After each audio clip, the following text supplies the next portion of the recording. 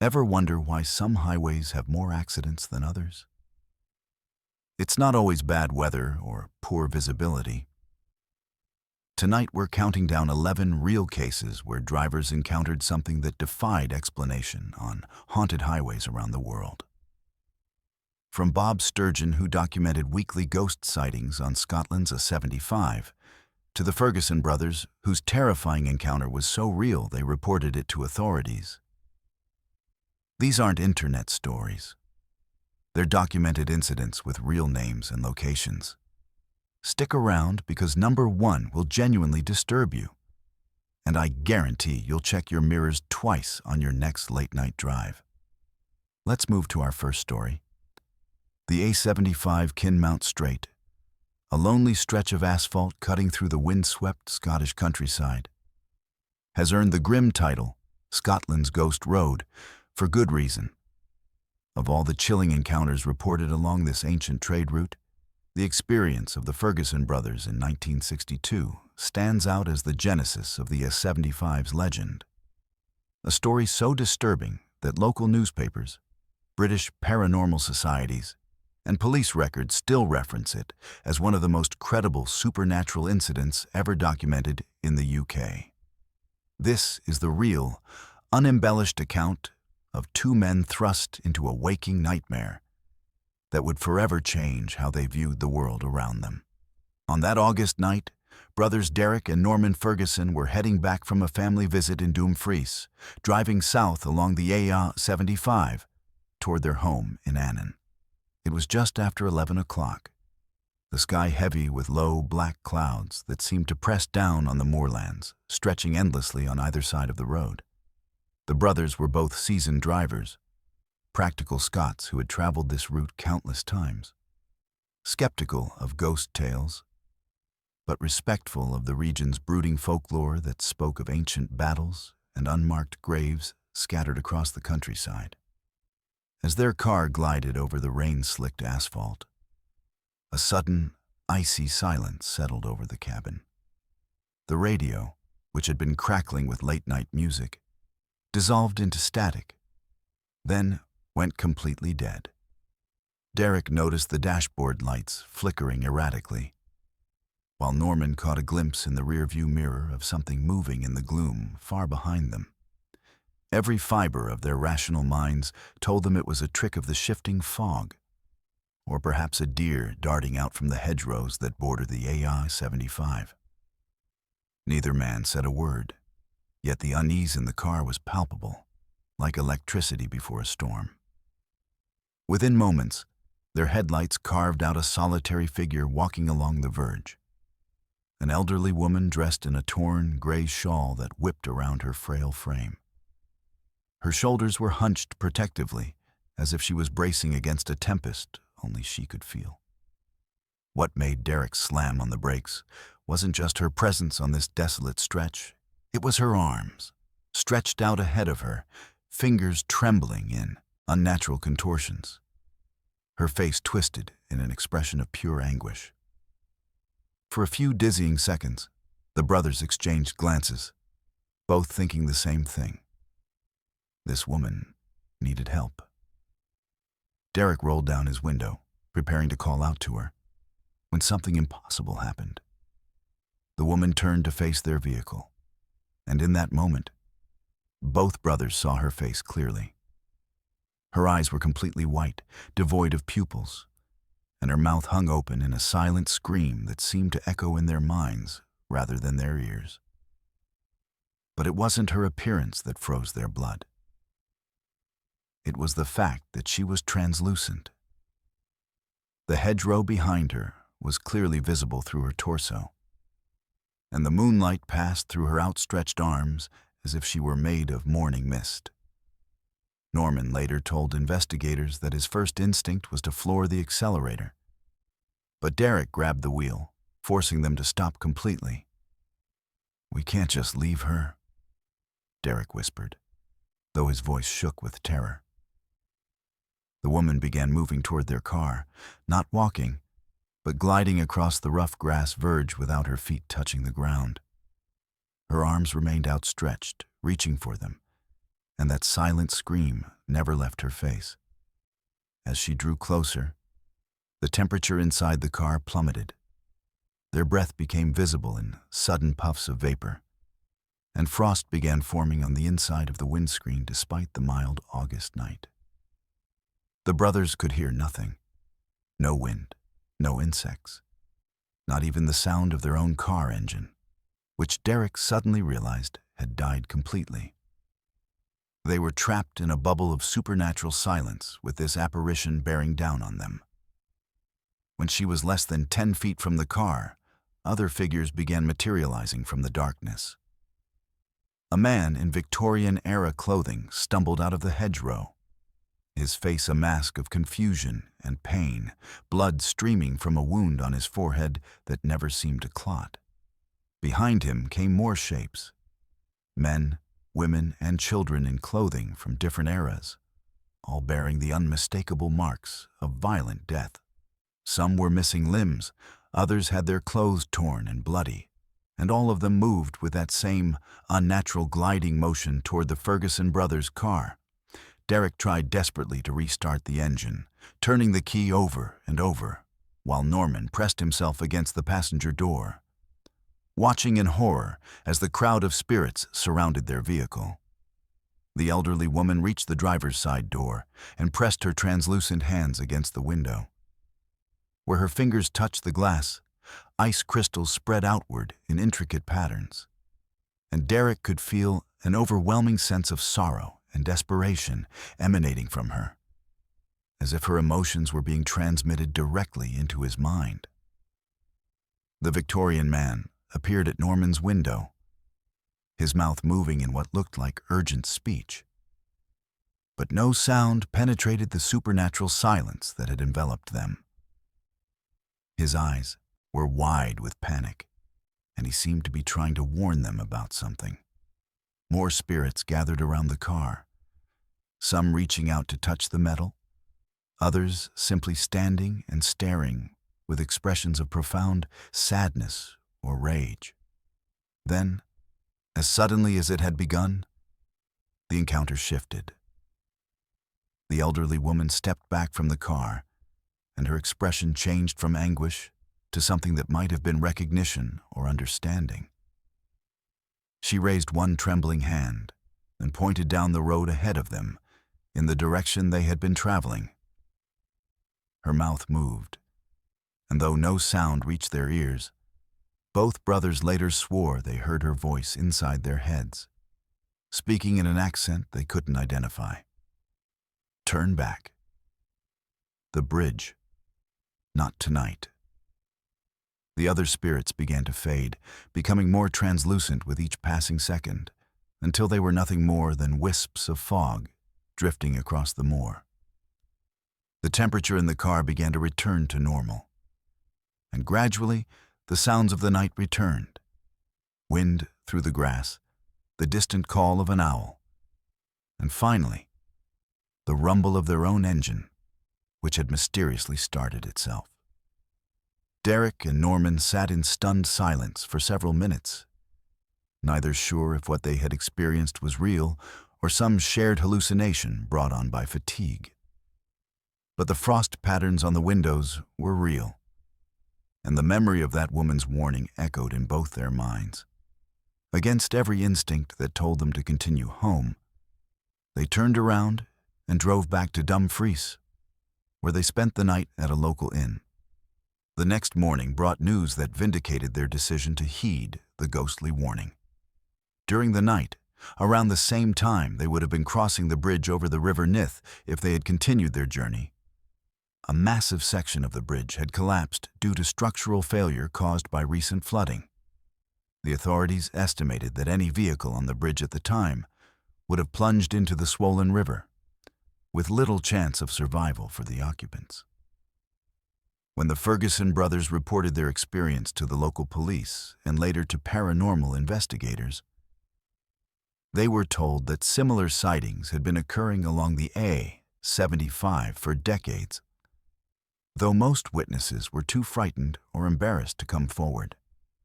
Historical research revealed that the area around Kinmount Strait had been the site of numerous tragic events over the centuries. From medieval battles to coaching accidents to more recent car crashes. Some investigators theorized that the spirits were trapped in a kind of temporal loop, forever reliving their final moments, while others believed they were benevolent entities trying to prevent future tragedies. The Ferguson brothers' story became the catalyst for a wave of other witnesses to come forward. Bob Sturgeon, who operated a roadside snack van near the area, confirmed that rarely a week went by without someone reporting strange sightings along the A75. Truckers began sharing stories of phantom hitchhikers. Families disappeared from their cars only to reappear miles away with no memory of how they got there. And other drivers reported encounters with spirits who seemed to be trying to communicate urgent warnings. What makes the Ferguson brothers' account particularly compelling is not just the detail and consistency of their testimony, but the fact that their ghostly encounter potentially saved their lives. Unlike many paranormal experiences that leave witnesses traumatized and empty-handed, Derek and Norman Ferguson received a gift, a warning that preserved them from what would almost certainly have been a fatal accident.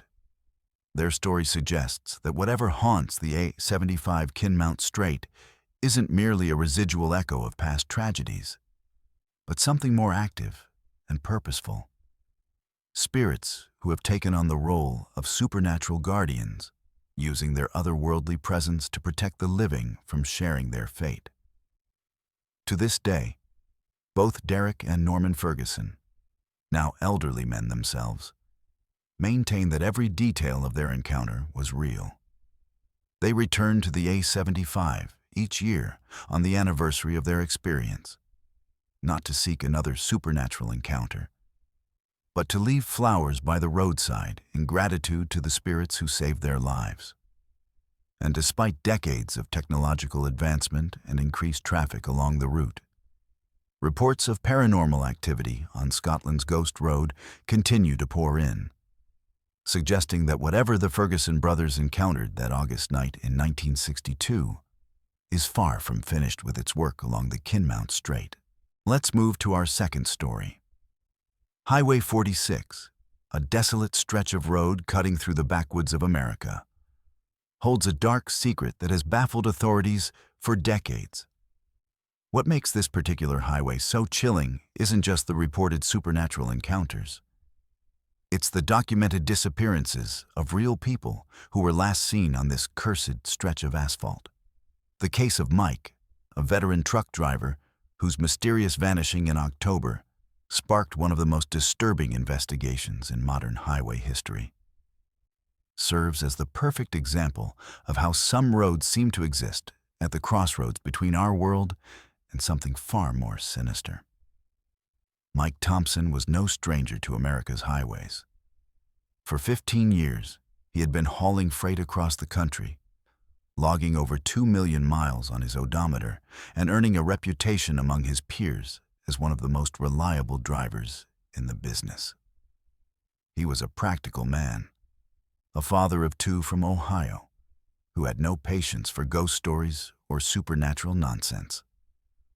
When other truckers would share tales of strange encounters on lonely highways during late-night coffee breaks at truck stops, Mike would roll his eyes and change the subject. He believed in what he could see, touch, and verify. The weight of his cargo, the condition of his tires, and the number of hours until his next mandatory rest period. That October night started like any other for Mike. He had picked up a load of machinery parts in Chicago and was making his way south toward a delivery in Tennessee. His route took him along Highway 46, a road he had traveled dozens of times before without incident. The weather was clear, though a heavy fog had begun to settle over the countryside as the temperature dropped. Mike had called his wife around 9:30, telling her he was making good time and expected to reach his delivery point by dawn.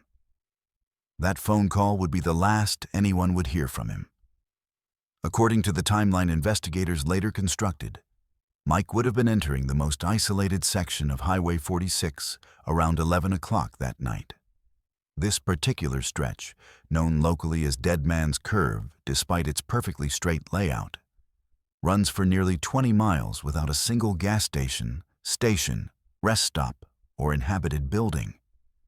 The road cuts through dense forest on both sides, with thick underbrush that blocks visibility beyond the tree line. During the day, it's merely unremarkable. At night, especially in fog, it becomes something else entirely. A corridor that seems to swallow headlights and muffle sound until drivers feel completely cut off from the rest of the world. The first sign that something had gone wrong came when Mike failed to check in at his scheduled delivery time. His dispatcher, who had worked with Mike for over a decade, knew something was seriously amiss when repeated calls to his cell phone went straight to voicemail. Mike was obsessively punctual and had never missed a delivery window without prior notification. By noon, the dispatcher had contacted local law enforcement, and by evening, search teams were combing Highway 46 looking for any sign of Mike's distinctive blue Peterbilt truck. They found the truck just before midnight, parked on the shoulder of the highway at mile marker 34, deep in the heart of the Dead Man's Curve section. What they discovered defied all logical explanation. The truck was running, its diesel engine idling smoothly, headlights cutting through the fog as if Mike had simply pulled over for a routine inspection. The driver's door was closed but unlocked. His wallet, containing over $300 in cash, lay open on the passenger seat. His cell phone was plugged into the charger, showing several missed calls. His logbook was open to the current date, with his last entry timed at 10:47 p.m., noting his position and that he was making good time despite the fog. Most disturbing of all, Mike's keys were still in the ignition, and his travel mug sat in the cup holder, still warm with coffee. His jacket hung on a hook behind the driver's seat, and his reading glasses were folded neatly on the dashboard. Everything suggested that Mike had simply stepped out of his truck momentarily, perhaps to check a tire or inspect his cargo. But Mike was nowhere to be found, and despite an intensive search that lasted for weeks, no trace of him was ever discovered. The official investigation quickly ran into a wall of impossibilities. There were no signs of a struggle, no damage to the truck, and no indication that Mike had been forced to stop. His cargo was intact and properly secured. The truck's GPS system showed no deviation from his planned route. Security cameras at a gas station 12 miles back down Highway 46 had recorded Mike's truck passing by at 10:23 p.m., with Mike clearly visible behind the wheel, appearing alert and normal. But between that gas station and where his truck was found, Mike had simply vanished into thin air. As word of Mike's disappearance spread through the trucking community, other drivers began sharing their own disturbing experiences on Highway 46. Jerry Martinez, a driver from Texas, came forward to report that 3 weeks before Mike's disappearance, he had encountered a woman hitchhiker on the exact same stretch of road where Mike's truck was found. The woman was pale and dressed in old-fashioned clothing, with long, tangled hair that obscured most of her face. When Jerry slowed down to get a better look, deciding whether to offer her a ride, the woman had turned toward his truck, and he had seen her eyes, completely white, with no pupils or iris visible. "I've been driving for 25 years," Jerry told investigators, "and I've never seen anything that scared me like that. She looked right at me, and I swear I could feel something trying to get into my head, like she was trying to make me stop. I floored it and didn't slow down until I was 50 miles down the road." Jerry's description matched reports from at least 6 other drivers who had encountered the same mysterious hitchhiker over the previous 2 years, all in the same general area where Mike's truck was discovered. Sarah Chen, a night shift nurse who commuted home along Highway 46 after her shifts at the regional hospital, provided perhaps the most chilling testimony. 2 nights after Mike's disappearance, she was driving home around midnight when her headlights illuminated a figure standing in the middle of the road. At first, I thought it was someone who had been in an accident, Sarah later told police. But as I got closer, I realized it was a woman in a torn white dress, just standing there with her arms outstretched like she was trying to stop traffic. Sarah slammed on her brakes, stopping just a few feet from the woman. But when she looked up again, the road was empty. The investigation took an even stranger turn when detectives discovered that Mike's disappearance was part of a larger pattern. Records showed that over the past 5 years, 7 other people had vanished along Highway 46, all in the same 20-mile stretch where Mike's truck was found. The victims included 2 other truck drivers, a traveling salesman, a college student driving home for spring break, and a family of 3 whose car was found abandoned with the engine running and all their belongings still inside. In every case, there were no signs of foul play, no ransom demands, and no bodies ever recovered. Local historians revealed that Highway 46 was built over what had once been a Native American trail, and later, a route used by settlers heading west in the 1800s. The area had seen its share of tragedies over the centuries: wagon trains that had disappeared during harsh winters, stagecoach robberies that left passengers dead in the wilderness, and a particularly brutal incident in 1847 when an entire family was found murdered along the trail. Their killer never identified. Some investigators began to wonder if the modern disappearances were connected to this dark history, though they struggled to explain how past events could cause people to literally vanish from locked vehicles. The most disturbing revelation came from Emma Rodriguez, Mike's wife, who received a phone call 3 weeks after her husband's disappearance. The call came in the middle of the night, and when Emma answered, she heard what sounded like Mike's voice, faint and distant, as if he were calling from very far away. "Emma," the voice said, barely audible through static. "Don't come looking for me. Stay away from the highway. She won't let us go." The call lasted only seconds before the line went dead, and phone records showed no trace of where the call had originated. Despite extensive media coverage and a reward fund that eventually reached over $50,000, Mike Thompson was never found. His truck was eventually returned to his family, who sold it to a salvage yard after Emma said she couldn't bear to look at it anymore. The investigation officially remains open, though police admit they have no active leads and no theories that adequately explain what happened to Mike or any of the other missing people. Highway 46 continues to claim victims. Just last year, a motorcycle rider named David Park disappeared on the same stretch of road, his bike found running on the shoulder with his helmet still attached to the handlebars. Park had been live-streaming his ride on social media, and the final seconds of his broadcast show his headlight illuminating a pale figure standing by the roadside before the feed cuts to black.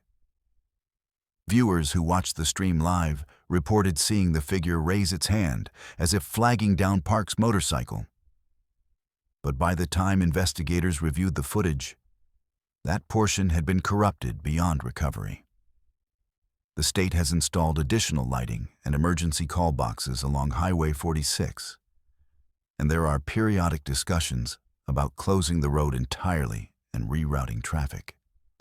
But these measures have done nothing to solve the mystery of what happened to Mike Thompson and the others, who simply vanished into the night.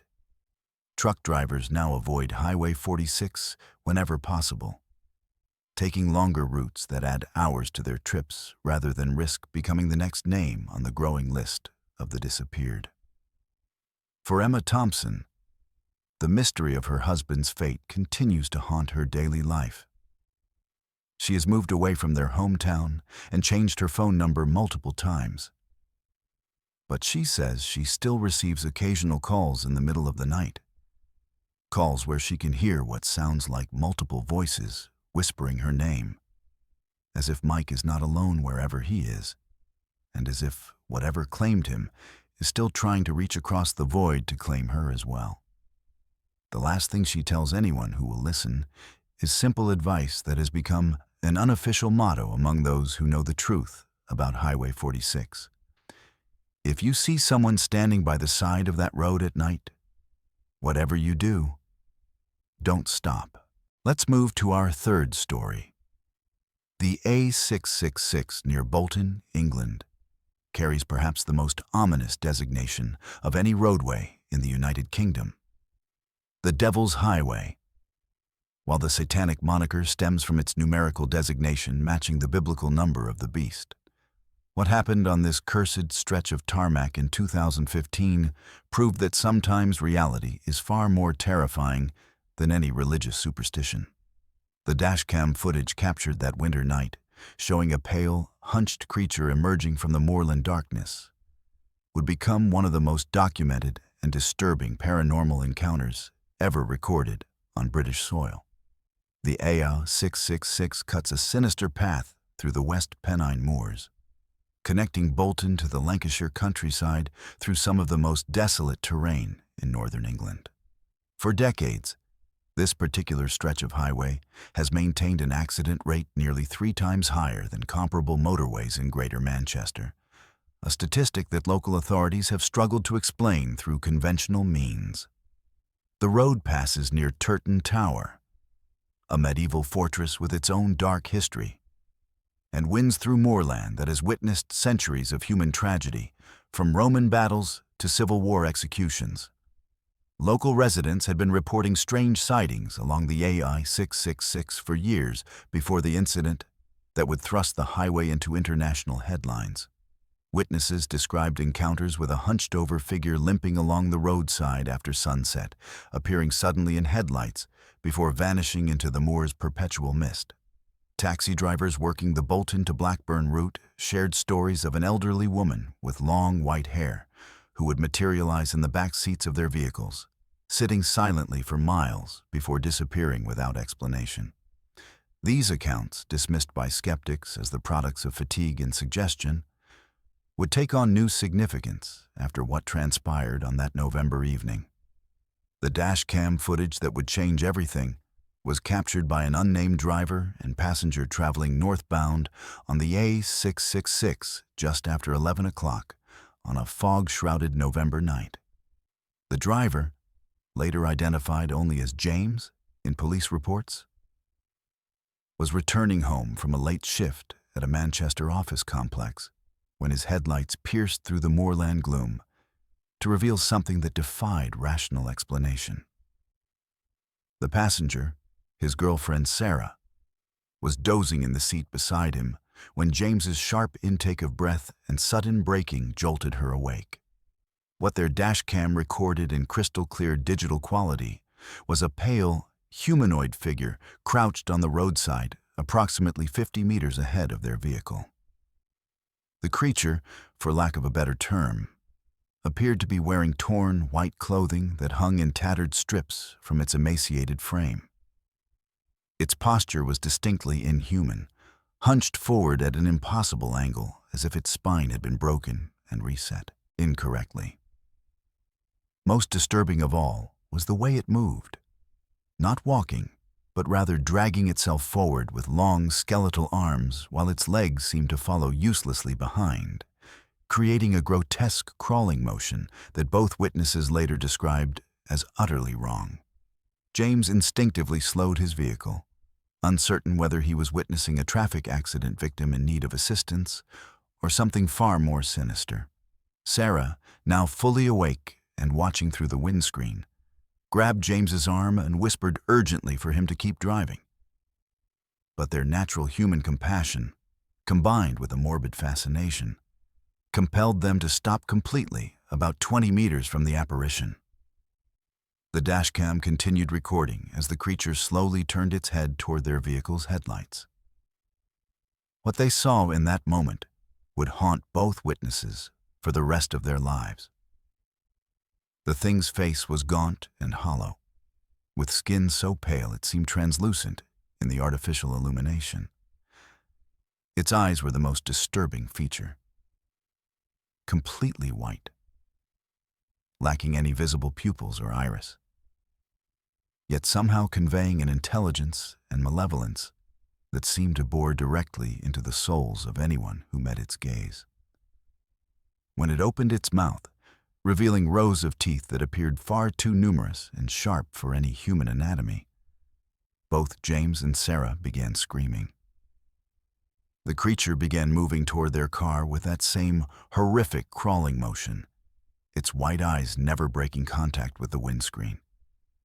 James, paralyzed by terror and disbelief, sat frozen behind the wheel as the thing dragged itself closer and closer.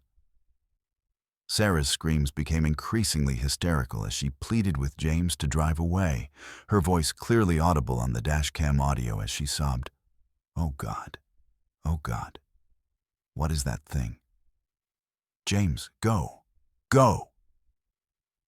As the creature reached the front of their vehicle, it slowly raised one skeletal hand and placed it against the hood, leaving what appeared to be frost patterns on the metal despite the mild November temperature. The dashcam captured every detail. The unnaturally long fingers with blackened nails, the way the creature's breath created visible vapor in the headlights, and most chillingly, the sound it made, a low, guttural moan that seemed to vibrate through the car's frame and into the passenger's bones. James finally found the strength to act when the creature began moving around to his side of the vehicle. He threw the car into reverse and backed away frantically, the tires squealing on the damp asphalt.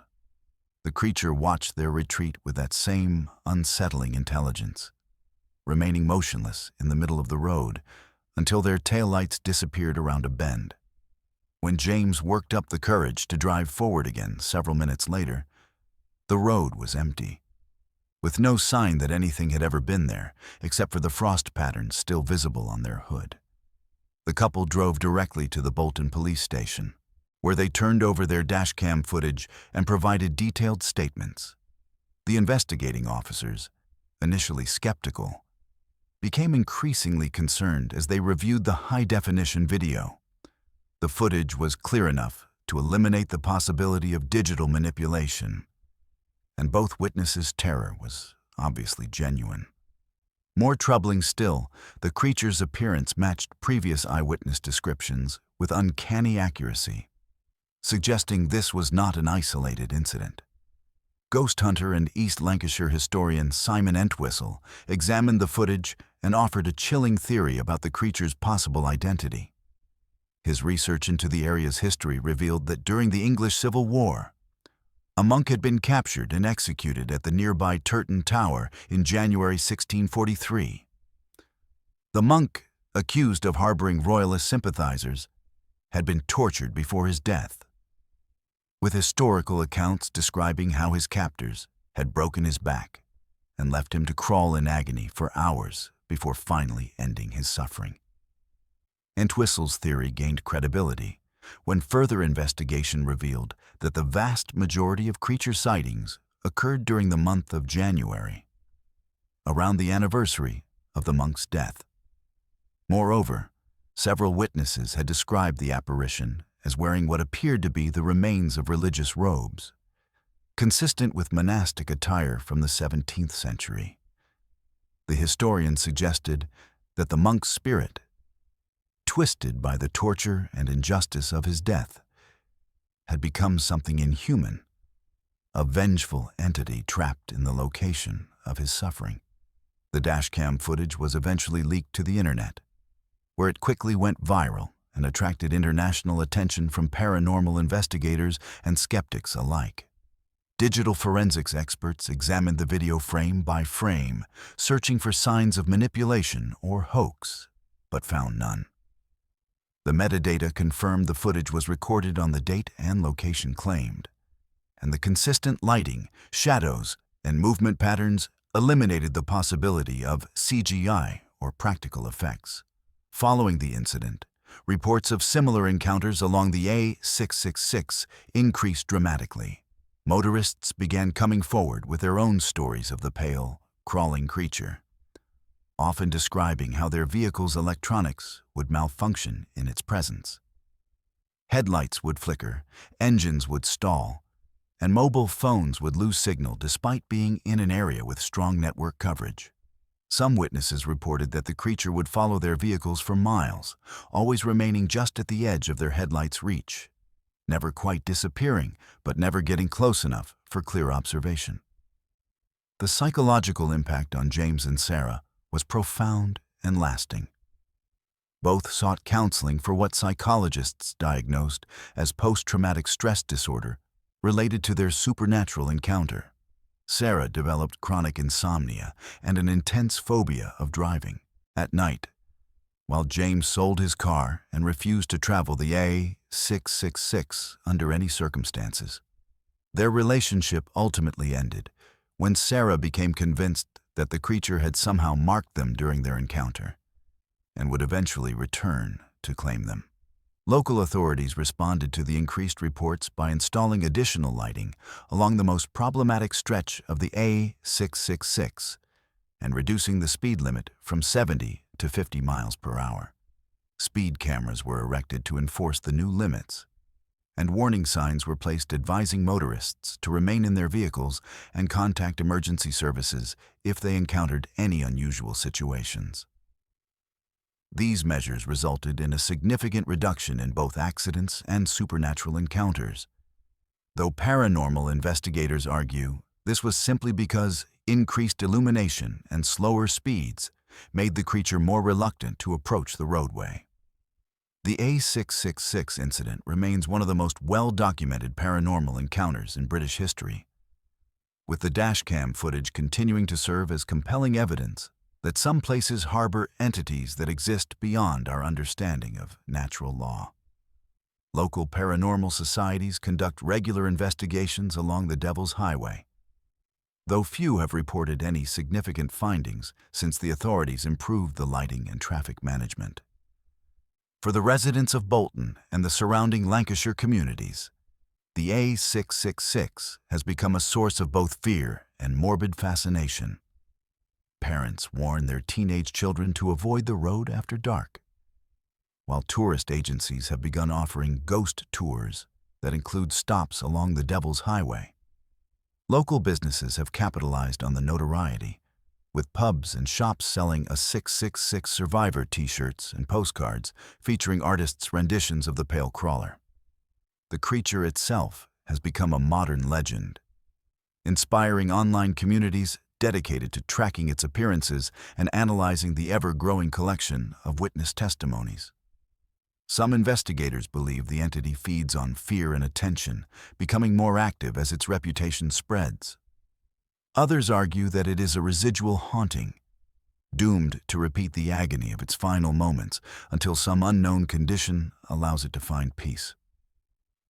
Whatever the truth behind the A666's pale crawler, one fact remains indisputable. The Devil's Highway has earned its ominous title through more than mere numerical coincidence.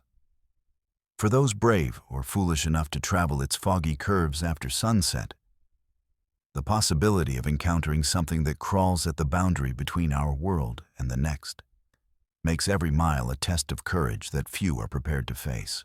Let's move to our fourth story. Pitt Lane in West Houghton, Lancashire, may look innocent enough by day. A quiet, winding road, shaded by old oaks and bordered by the remnants of England's industrial heartland. But when night falls, the air changes, thickening into something you can almost feel pressing against your skin. Those who know the area rarely speak about it openly. Yet the legend of the Pretoria pit miners continues to haunt truck drivers, late-shift workers, and the dwindling number of coal industry veterans who remember what happened in 1910, and the strange, persistent encounters that followed. The Pretoria pit disaster remains one of the deadliest mining tragedies in British history. On December 21st, 1910, an explosion of fire damp tore through the labyrinthine tunnels beneath West Houghton, killing 344 men and boys in a single, violent instant. The scale of the loss is almost unfathomable. Entire families wiped out, the rhythm of life shattered as mourning swept through the community. Decades later, the names of the dead are inscribed on local memorials. But their presence, many say, lingers on Pit Lane itself. What sets Pit Lane apart from other roads with tragic histories is the sheer volume and consistency of paranormal accounts associated with the ghosts of the miners. Accounts have emerged not just from local residents, but from outsiders. Lorry drivers, night shift security guards, visitors passing through at odd hours, and even paranormal researchers who approached Pit Lane as skeptics and left convinced that something inexplicable clings to that stretch of tarmac. One of the most chilling testimonies comes from Arthur Blackwell, a truck driver who spent 3 decades hauling coal from the collieries of Lancashire to power stations around the northwest. Arthur's first encounter along Pit Lane happened in the late 1970s, 10 years into a career defined by early mornings and late nights. He had just finished a run delivering a load to the West Houghton depot and was headed to Manchester along Pit Lane in the dead of night. The air outside was thick with fog, the kind Lancashire drivers learned to dread, and his only company was the orange glow of sodium streetlights. About half a mile from the pit entrance, Arthur noticed something odd. A line of figures walking steadily along the verge, their bodies bent under the weight of invisible burdens. They moved in silence, dressed in rough miners' clothes. Flat caps, waistcoats, boots that left no prints on the damp roadside. Some carried picks and shovels, others guided spectral coal wagons that glided through the hedges without sound. Arthur slowed his truck, transfixed by the sorrowful procession. He swore that as he passed, one of the men turned toward his cabin, making eye contact with him in the reflection of his window. The miner's face was pale and streaked with coal dust. His eyes held an exhaustion deeper than anything Arthur had ever seen. Arthur, who never believed in ghosts until that night, would later tell his wife, "Those men, they walked as if the world had no place left for them. Not angry, not lost, just marching through their shift in a place the rest of us can't reach." He encountered the same spectral parade twice in the years that followed, each time at roughly the same hour, just past midnight, as if reliving the last moments before disaster struck. His story matches dozens of similar reports collected by local historian and paranormal researcher Margaret Foster. Foster spent years interviewing witnesses and cataloging sightings in the West Houghton area. She noted that the majority of encounters occurred either around the anniversary of the explosion or during periods of heavy fog, when visibility was low and the line between the living and the dead seemed to dissolve. Security guards working at warehouses near Pit Lane have reported equally unnerving encounters. In 2003, 2 guards, David Morris and Jim Talbot, called police when they saw a group of men in antiquated work clothes walking near the storage yard fence late one night. At first, they thought the figures were trespassers or possibly pranksters reenacting the pit disaster. But as the men approached, David noticed something impossible. The group passed directly through a locked gate without disturbing it. He remembered seeing one miner gesture toward the warehouse, where modern machinery sits idle, and mouth something indistinct before vanishing into the darkness beyond the security lights. The guards provided detailed statements to local authorities, and their accounts were corroborated by CCTV footage that showed movement in the area at the exact time of the sighting. When the tape was examined closely, though, all that could be seen was a series of flickering shadows, inexplicably out of phase with the placement of the lights. Paranormal investigators reviewed the footage and found anomalies in the electromagnetic readings around the warehouse. Though skeptics argue the findings could have been due to faulty electrical wiring. Some encounters are even more personal and more disturbing. Day shift workers have arrived in the morning to find footprints in the dew, leading from the pit entrance to the edge of pit lane before fading away entirely. These prints, many say, are the right size and boot shape for early 20th century miners, and have never been successfully explained by local authorities despite multiple attempts to catch vandals or pranksters in the act. One particularly harrowing account was given by a woman named Ellen Brooks, who was driving home from her granddaughter's birthday party around midnight. As she approached the part of pit lane nearest the old pit shaft, her headlights illuminated what appeared to be a large group of men gathered around a coal wagon, the same style used in 1910. Ellen slowed to check that there was no danger blocking the road, but as she drew closer, the men turned and looked her way. Their faces were ashen, their eyes deeply sunken, and their mouths moved in a silent chant no living mind could decipher. She felt an overwhelming sense of sorrow, as though she was intruding on a collective moment of grief. Terrified, Ellen sped away. But when she glanced in her mirror, she said she saw the figures dissolve into a haze that drifted off toward the pit entrance. Ellen would later lose sleep for months, plagued by dreams of trapped miners waving for help, their hands just out of reach in endless tunnels that spiraled beneath her consciousness. The cumulative effect of these stories, and many more that have accumulated over decades, has transformed Pit Lane into a place of pilgrimage for both paranormal investigators and descendants of the miners lost in the Pretoria pit disaster.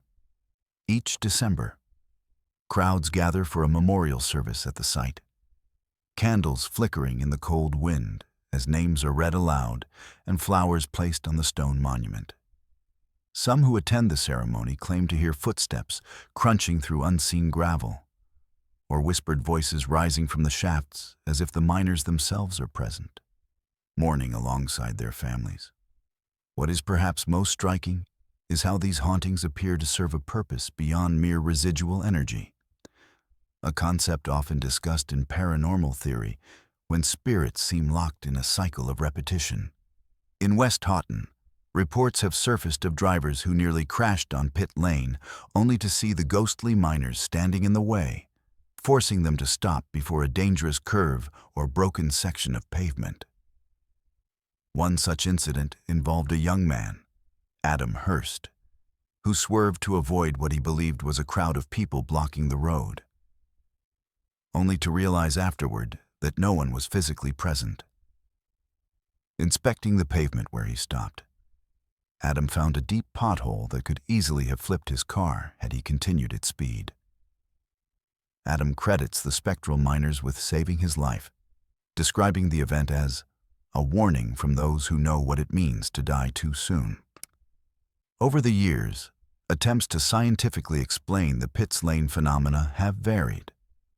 Some researchers believe the high mineral content in the local soil, combined with electromagnetic fields generated by underground water, could create environmental conditions conducive to hallucinations or visual anomalies. Others note that social memory and communal trauma have a way of reasserting themselves, perpetuating stories that reflect the lingering pain of the disaster. These theories may account for the density and similarity of the reports, but they do little to explain the physical evidence. Footprints in the dew, frost patterns on shop windows, and the countless electronic malfunctions said to occur within sight of the old pit entrance. Perhaps most telling is how the legend of the Pretoria pit miners has shaped the local culture and sense of history. The story has become part of West Houghton's identity, woven into annual events, school curricula, and even the designs of local pubs. Visitors and newcomers are taught to respect Pit Lane after dark, not out of fear, but out of reverence for what the community has endured. The miners themselves, remembered as fathers, sons, and brothers, are thought to continue their shift, one foot in the world of the living, forever marking their presence along the road where they once walked upright, hopeful, and strong. In recent years, advances in audio technology have allowed paranormal groups to record what they believe are the voices of the miners during late-night vigils. These EVPs, electronic voice phenomena, though controversial, often manifest as snippets of Lancashire dialect. A cough, the clang of a pickaxe, or the word shift, repeated in whispers across the static. Skeptics point to natural sound interference, but believers find comfort in these traces, regarding them as proof that the miners remain present not just in memory, but in essence. The story of Pit Lane and the Pretoria pit miners is one of tragedy transformed into myth, of sorrow given voice in the nocturnal rituals of an entire community. It is a reminder that some roads carry more than traffic. They bear the weight of unresolved grief, joining present to past in a nightly procession of men who once labored beneath the earth, now doomed to walk above it in the endless aftershift. It serves as a warning to those who hurry through the night, oblivious to the silent company that shares the road. And it keeps the living mindful, humble, and aware in a world that so often forgets. For travelers along Pit Lane, the message is clear. Drive carefully, honor the memory of those who came before, and know that sometimes the quiet footsteps heard just beyond familiar headlights are a chorus of miners watching, waiting, and reminding us all of the price paid when the earth below is claimed too soon. Let's move to our fifth story. The M6 motorway, one of Britain's busiest arteries, stretches from the Scottish border all the way to the edge of Birmingham, serving as a lifeline for commuters, freight, and travelers alike. But beneath its concrete and tarmac lies a shadow history, a record of spectral sightings and unexplained phenomena that began even before the motorway was completed. Among the most chilling accounts is the recurring appearance of dancing children along a section near Staffordshire, a haunting that continues to baffle construction workers, security guards, and motorists decades after the road's first lane opened. For centuries, the land beneath the M6 has been steeped in legend. Roman soldiers once marched across it, and tales of medieval battles lost to time echo through the lush hedgerows. Yet the stories that persist most strongly are those of the children, whose ghostly forms seem woven into the very fabric of the place. The earliest documented encounters date back to the mid-1960s, during the motorway's construction phase, when night shift guards first reported seeing small figures in antiquated clothing darting among the heavy machinery and scaffolds. One such guard, Alan Webster, said his first sighting came on a fog-heavy autumn night in 1965. Webster, responsible for overseeing a remote storage yard near the future motorway, described returning from his rounds to find a group of 5 children standing in the cleared earth, illuminated by the harsh glare of floodlights. They wore vintage garments, bonnets, button-down smocks, stockings rolled at the knee, utterly out of place amid the steel and concrete. At first, he assumed they were local children trespassing for adventure. But as he approached, the group joined hands in a circle and began to dance, turning slowly in utter silence. Their faces, Webster later recalled, were emotionless, but fixed on some invisible point in the darkness. As he moved closer, ready to reprimand them or at least learn their names, the children ceased their dance and looked directly at Webster. It was then that he noticed a strange translucence about them. The lights seemed to pass through their bodies, refracting oddly on the ground beneath. One of the girls raised a hand as if in greeting, her mouth forming words that Webster said he could almost hear. But as he reached the limits of the light, the group faded away, leaving no footprints or trace of their presence. Other guards corroborated Webster's story over the weeks that followed. Reports accumulated of children and occasional adults appearing during fog, only to vanish when approached or spoken to. The construction foreman at the time, Dennis Martin, began cataloging the incidents, collecting written statements and sketches from anyone willing to share their experiences. Patterns emerged.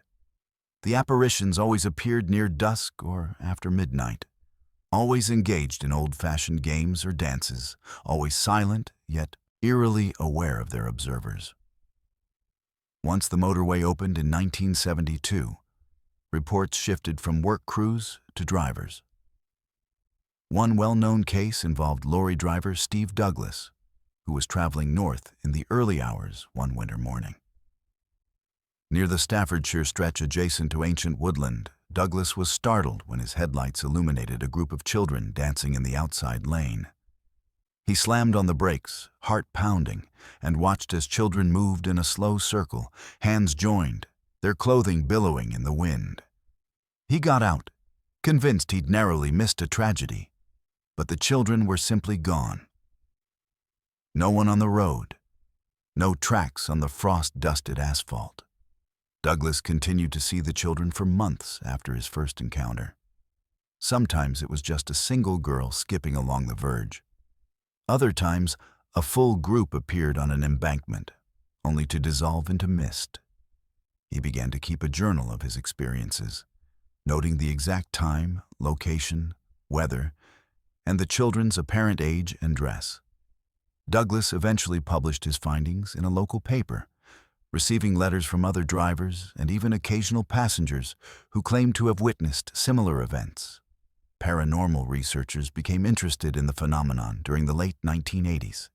Investigators from the British Society for Psychical Research conducted night vigils, setting up cameras and motion sensors along the haunted stretches.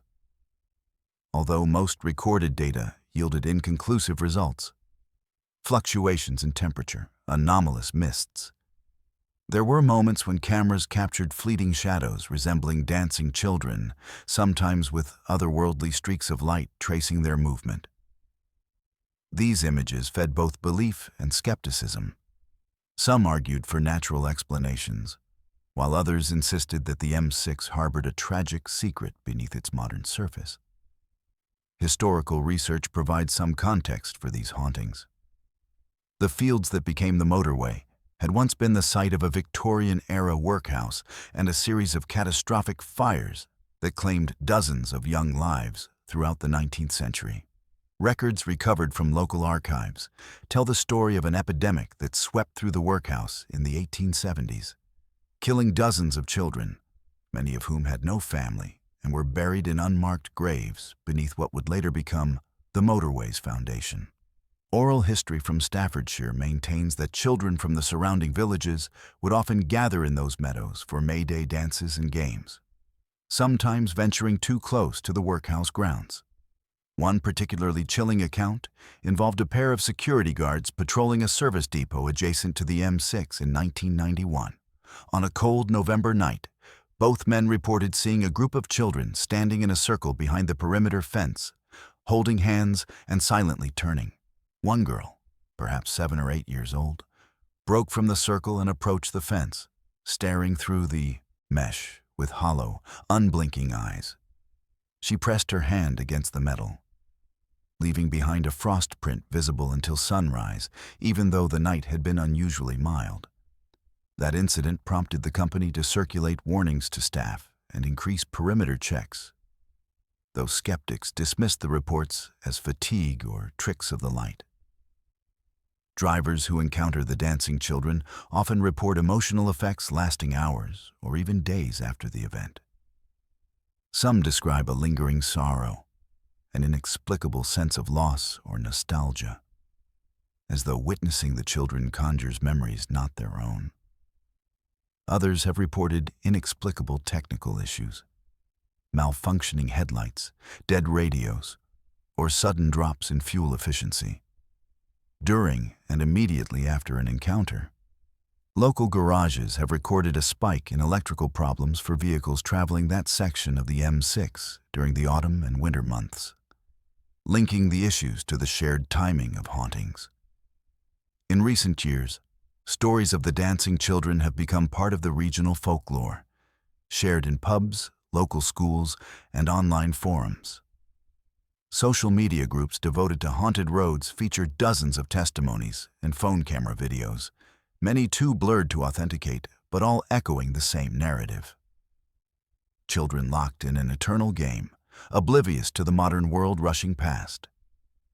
Some local psychic mediums have claimed to make contact with individual spirits, describing children searching for lost family or reliving their final moments before disaster. Although these claims are controversial, they have spurred annual nighttime walks along the haunted stretches, where participants leave toys and flowers at the roadside in hopes of granting the spirits some measure of peace. Professional skeptics have attempted to offer rational explanations for the phenomenon. Light refraction from distant headlights, hypnagogic hallucinations induced by fatigue or monotony. Even elaborate local pranks have all been proposed as sources of the sightings.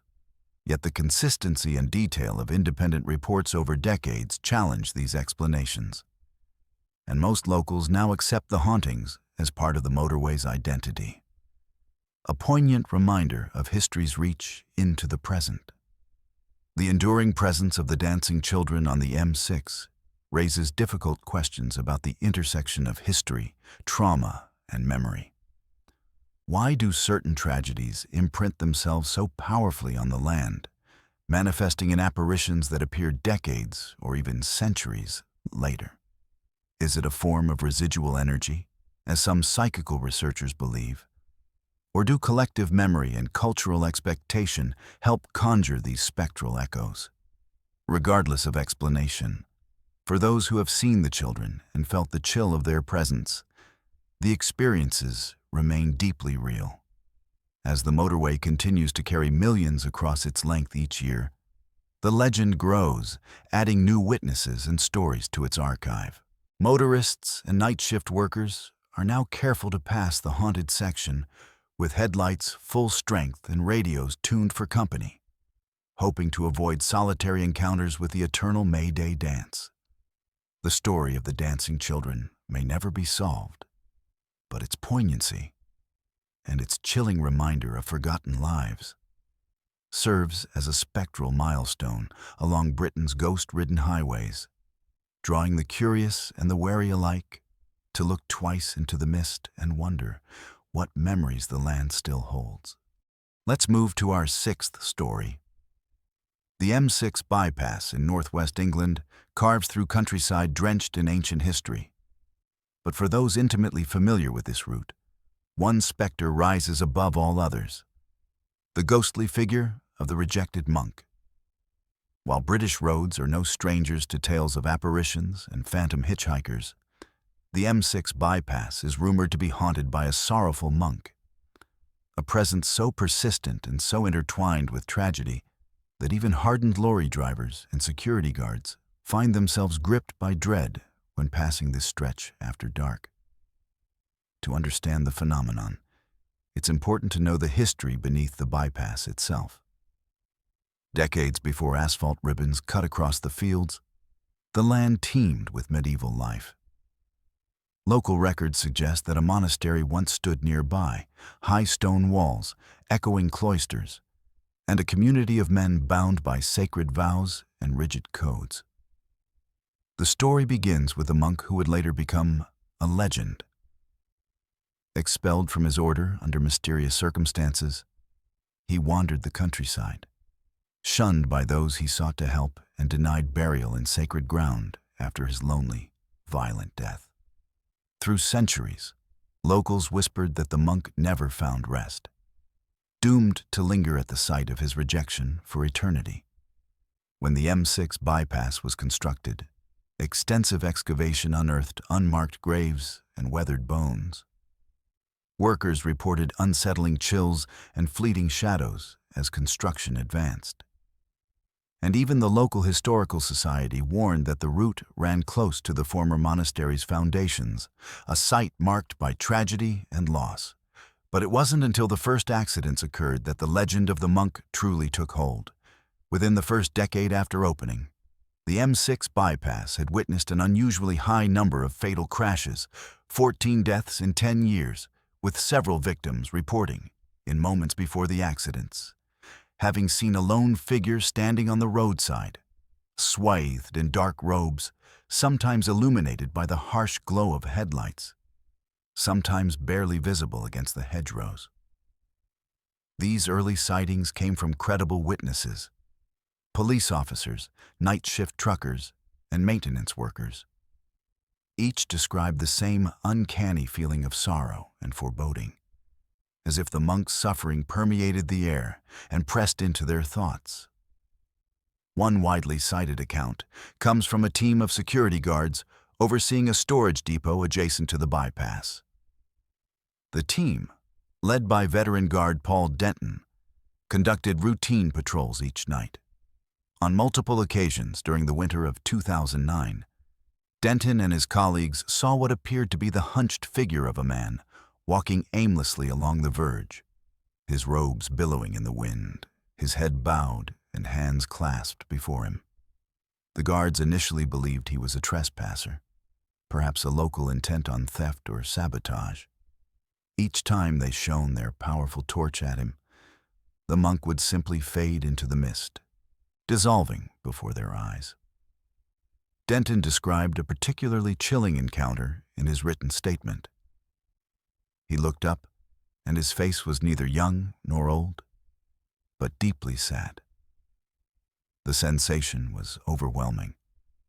Like all my regrets and lost chances had suddenly come home to roost. Immediately afterward, their torch malfunctioned, battery dead despite a fresh charge, and static filled their radios until the guards abandoned their patrol for the safety of the office. The entire episode lasted less than a minute, but left Denton plagued by unsettling dreams and a reluctance to return to night shifts along that stretch of road. Hauntings were not limited to security teams. Multiple lorry drivers reported seeing the monk mid-journey, always between 2 and 4 a.m., when traffic thinned and fog rolled off the fields. Driver Kevin Rushworth recounted swerving to avoid what he thought was a pedestrian in the hard shoulder, only to pass through the figure as if through cold, damp mist. He later learned this incident occurred within days of the winter solstice.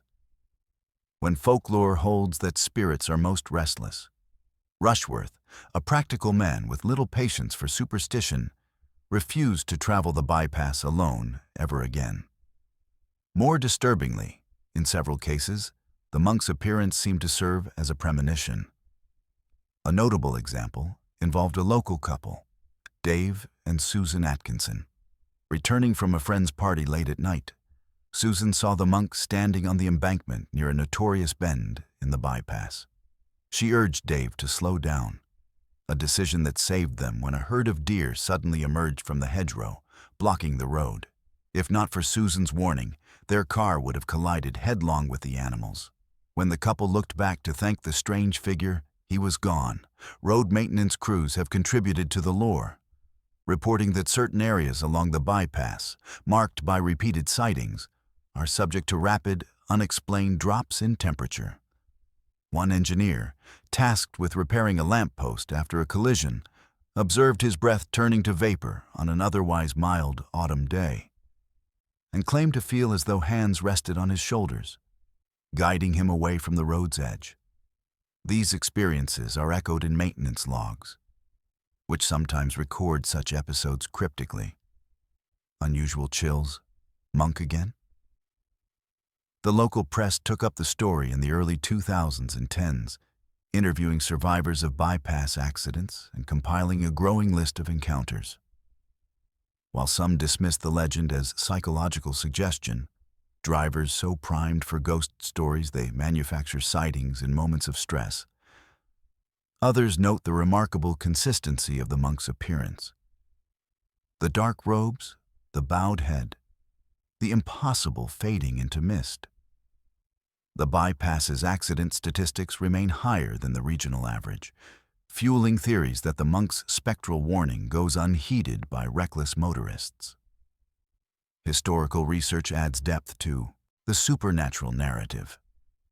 Parish records confirm decades of disputes over burials at the abandoned monastery, with tales of unhallowed ground used for outcasts and those excluded from church rites. Folklorists argue that these quarrels over sacred space may have imprinted the land with sorrow, creating what psychical researchers call a place memory, a powerful echo of trauma that persists through generations.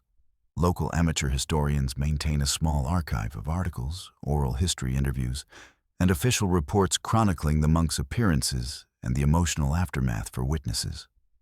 Over time, the story of the rejected monk has become a fixture in the regional identity, appearing in folk music, pub tales, and even charity fundraisers supporting the maintenance of the old monastery site. Psychics and paranormal investigators frequently conduct vigils along the bypass, seeking evidence of the monk's presence using EMF meters, infrared cameras, and spirit boxes. A handful of these efforts claim to have captured faint EVPs, recordings said to contain the murmur of prayers or the low, mournful sound of chanting. Skeptics remain unconvinced, citing ambient noise and psychological priming. But believers say the persistence and emotional intensity of the experiences cannot be easily dismissed. For some, the monk's haunting is not merely a curse, but a kind of protective presence. In several accounts, drivers narrowly avoided tragedy only after glimpsing the robed figure and slowing down or changing directions.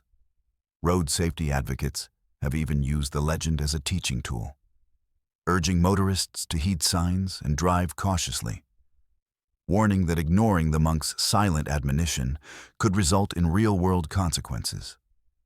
The enduring power of the M6 bypass haunting lies in its blend of history, tragedy, and psychological effect. The sighting of the monk is always accompanied by an overwhelming sense of regret and longing, a feeling, witnesses say, like standing in the presence of sorrow itself. Whether he is warning, mourning, or merely marking his own exclusion from the world, the monk's presence serves as a midnight reminder of the thin line between past and present, between those who travel the road for work or family, and those bound to walk its margins for eternity. Even in the face of technological advancement and urban expansion, the legend of the rejected monk persists. Night shift workers swap stories with newcomers. Roadside memorials see flowers placed quietly beside them. Each solstice and those who survive close calls carry with them a memory, sometimes comforting, always chilling, of a figure at the roadside whose warning may be the only thing standing between life and the unknown fate that waits for the unwary. The M6 bypass continues to draw commuters, holidaymakers, and freight. But for those who know its secret, the real journey begins with dusk. Every motorist is told, in local legend, to watch for the dark-robed figure. Not to fear, but to heed. Because who knows if the next chill in the air, or the next shadow on the verge, is only a trick of the mist, or something much older, walking the night with sorrow and purpose on the lonely road between this world and the next. Let's move to our seventh story. The A75, stretching through the Scottish lowlands, is infamous not only for its chilling encounters with ghosts and apparitions, but also for the sheer frequency with which witnesses experience its paranormal phenomena. Among those who have grown intimately familiar with its reputation is a man named Bob Sturgeon, who ran a roadside snack van near one of the highway's most active haunted hotspots. For years, Bob's story, and the many he heard and cataloged from passing travelers, became a living, evolving archive of Scotland's most persistent highway hauntings. Bob Sturgeon was not a man given to wild imaginings. A pragmatist at heart, he spent the better part of 2 decades running his snack van at a lonely rest stop on the A75, just outside the town of Annan. The van became a waypoint for lorry drivers, tourists, emergency workers, and restless locals who pulled in for strong tea, sausage rolls, and a chance to swap stories about their journey. Bob soon discovered that his humble business was also a magnet for tales of the extraordinary, a place where shaken voices recounted encounters that few dared to share elsewhere. What struck Bob most was the regularity of the reports. Rarely went a week without someone reporting something unusual. He would tell local journalists and paranormal researchers. The stories always seemed to center on the same stretch of tarmac, Kinmount Strait, and the actors were eerily consistent. Bedraggled figures trudging along the verge, spectral carts rattling in the darkness, or strange, misshapen animals flickering across the headlights before vanishing into the mist. The consistency of the phenomena led Bob to keep a notebook behind the van's counter. For every report, he logged the date, time, weather, and as much detail as each witness could provide. Quickly, the notebook filled with stories so similar and frequent, it persuaded even the most skeptical truckers to pay attention. Week after week, seasoned drivers would slide onto the bench outside his van, white-knuckled and pale, recounting midnight encounters that left them rattled. One of the most often reported apparitions was a bedraggled family, man, woman, and child, wearing ragged Victorian-era clothing. Witnesses described the man hauling a wooden cart loaded with indistinct bundles, the woman clutching the child tightly, all three moving with a peculiar heaviness, as if burdened by invisible sorrow. Several drivers swore the cart's iron wheels made no sound on the road, even though it appeared solid and real in the headlights. When questioned further, they noted the trio's eyes were sunk deep and devoid of light. Their gazes, if they met those of the living, left an inexplicable coldness lingering for hours. Some sightings involved solitary figures. A middle-aged man, believed from his attire to be a coal merchant of days gone by, would appear walking the road's shoulder, hunched and laboring, under a grimy sack. When approached, he would lift his head, his face distorted by a deep, sorrowful wound. Occasionally, the man was joined by others. Sometimes children pulling faded dolls on strings, sometimes old women clutching broken lanterns that emitted no light. Bob's notebook also held records of drivers who described animal apparitions. Ghostly dogs, rabbits, and even stags would dart across the lane, only to disappear instantly upon impact with an oncoming vehicle, leaving no trace, no sound, and no damage. One veteran driver recounted a near collision with a spectral sheep, which vanished into thin air as his truck passed through its form. Most chilling, perhaps, were those who experienced more than simple sightings. Among dozens of weekly visitors, a handful claimed inexplicable physical sensations, a sudden, overwhelming feeling of sorrow or regret, chills that spread from the tips of fingers to the crown of the head, or bursts of static and malfunctioning electronics that persisted for miles after the encounter. Many reported frost forming on the inside of windscreens, even during summer, or headlights inexplicably dimming as apparitions drew near. Bob himself eventually had his own experiences. Late one fog-bound evening, he was closing up the van when a group of coaches pulled in, their drivers pale and visibly frightened.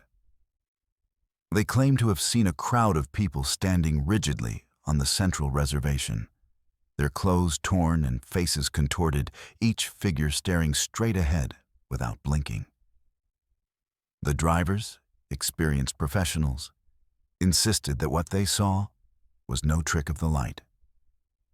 Bob, shaking but curious, went outside for a last look at the empty road.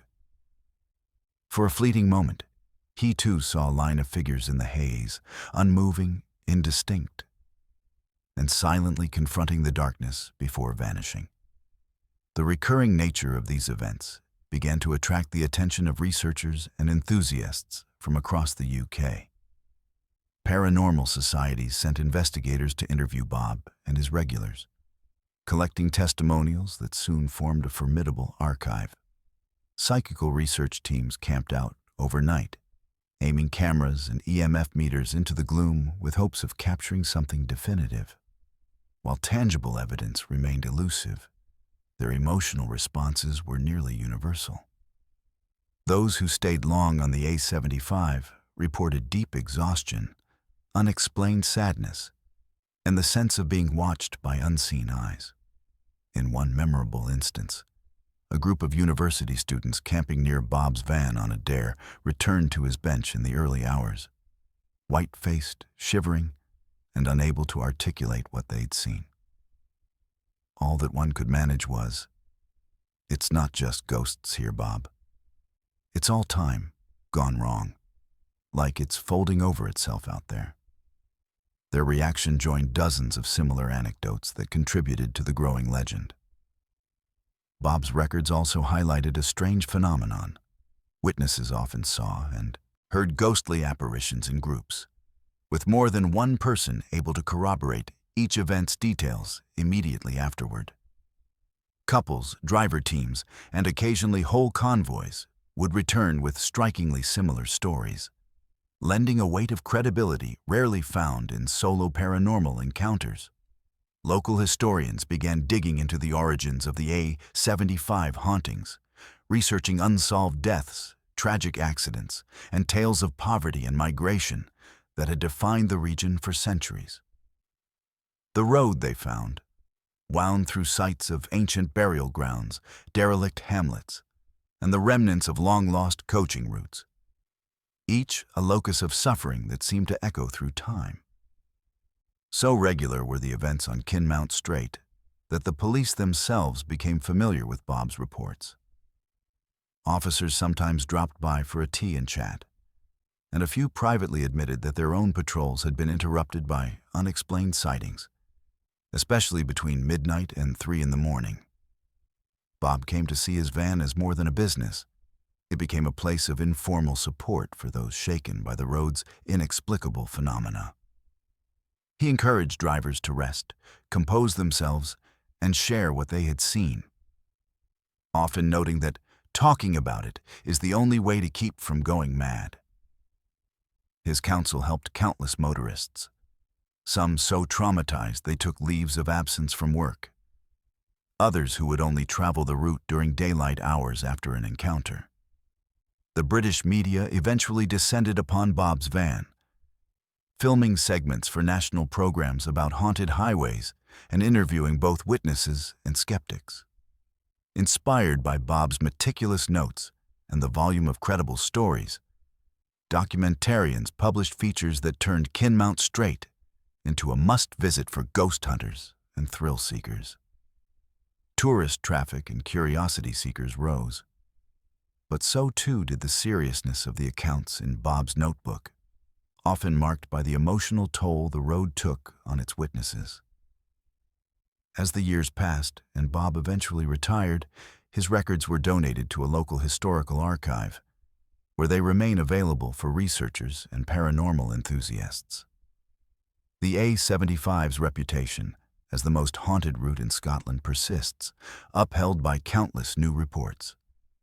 But Bob's careful chronicling of weekly encounters remains the bedrock of its legend, a testament to the enduring power of collective witness to the supernatural. For everyone who passes along Kinmount Strait, the message embedded in Bob's story is clear.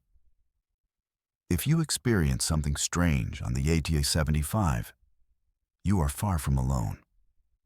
The specters of the past, whether persistent ghosts or sorrowful echoes of tragedy, walk that road every night, and the living are left, week after week, to bear witness, remember, and wonder at the mysteries that linger just out of sight on Scotland's most haunted highway.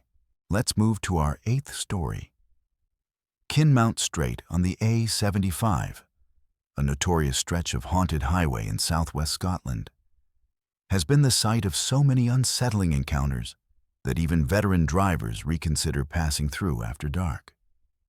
Among the many who found themselves victim to the psychological terror of this road, one anonymous lorry driver stands out, a man whose experience with the supernatural was so profound and traumatic, he was compelled to leave his profession entirely.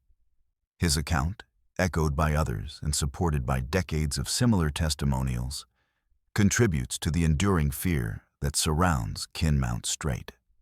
The driver, whose identity remains protected in official records and local lore, was known as a stoic and seasoned professional. Decades behind the wheel had honed his nerves. He'd traveled the breadth of the UK, braving blizzards, foggy moors, winding city lanes, and the tense calm of remote roads. Stories flowed easily around lorry depots and truck stops. But this man had always shrugged off talk of ghosts, cryptids, and haunted places. He was a rationalist, a man of clocks, roots, and physics. That certainty would be tested one winter night in the mid-1980s, on a run that began like any other. Having loaded his truck with timber from a nearby mill, he set off before midnight for an early morning delivery in Dumfries. The sky was clear but moonless, and frost had already begun its slow spread across the grass. The A75 itself was quiet, a ribbon of black carved between ancient fields and woodlands. At first, only the rhythmic hum of his wheels, the glow of his dashboard, and the far-off twinkle of distant farm lights kept him company. He passed the familiar sign warning of Kinmount Strait and felt, as many did, the subtle prickle of unease, a sensation he quickly dismissed. It wasn't long before he felt something change. The radio, humming with late-night programs, flickered and died. The heater, recently serviced, began blowing chilled air, and the windshield fogged, despite the dry cold outside. Shrugging it off as a mechanical glitch, he pressed onward. Just past the midpoint of Kinmount Strait, his headlights picked out movement on the roadside. At first, he thought it was an animal, perhaps a fox or deer.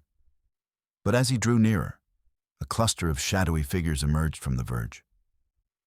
There were 5 of them, arranged in a single line: a child, 2 adults, and what looked to be elders, each garbed in clothing decades or centuries out of date. They didn't walk so much as glide, feet shuffling through the mist that pooled atop the asphalt.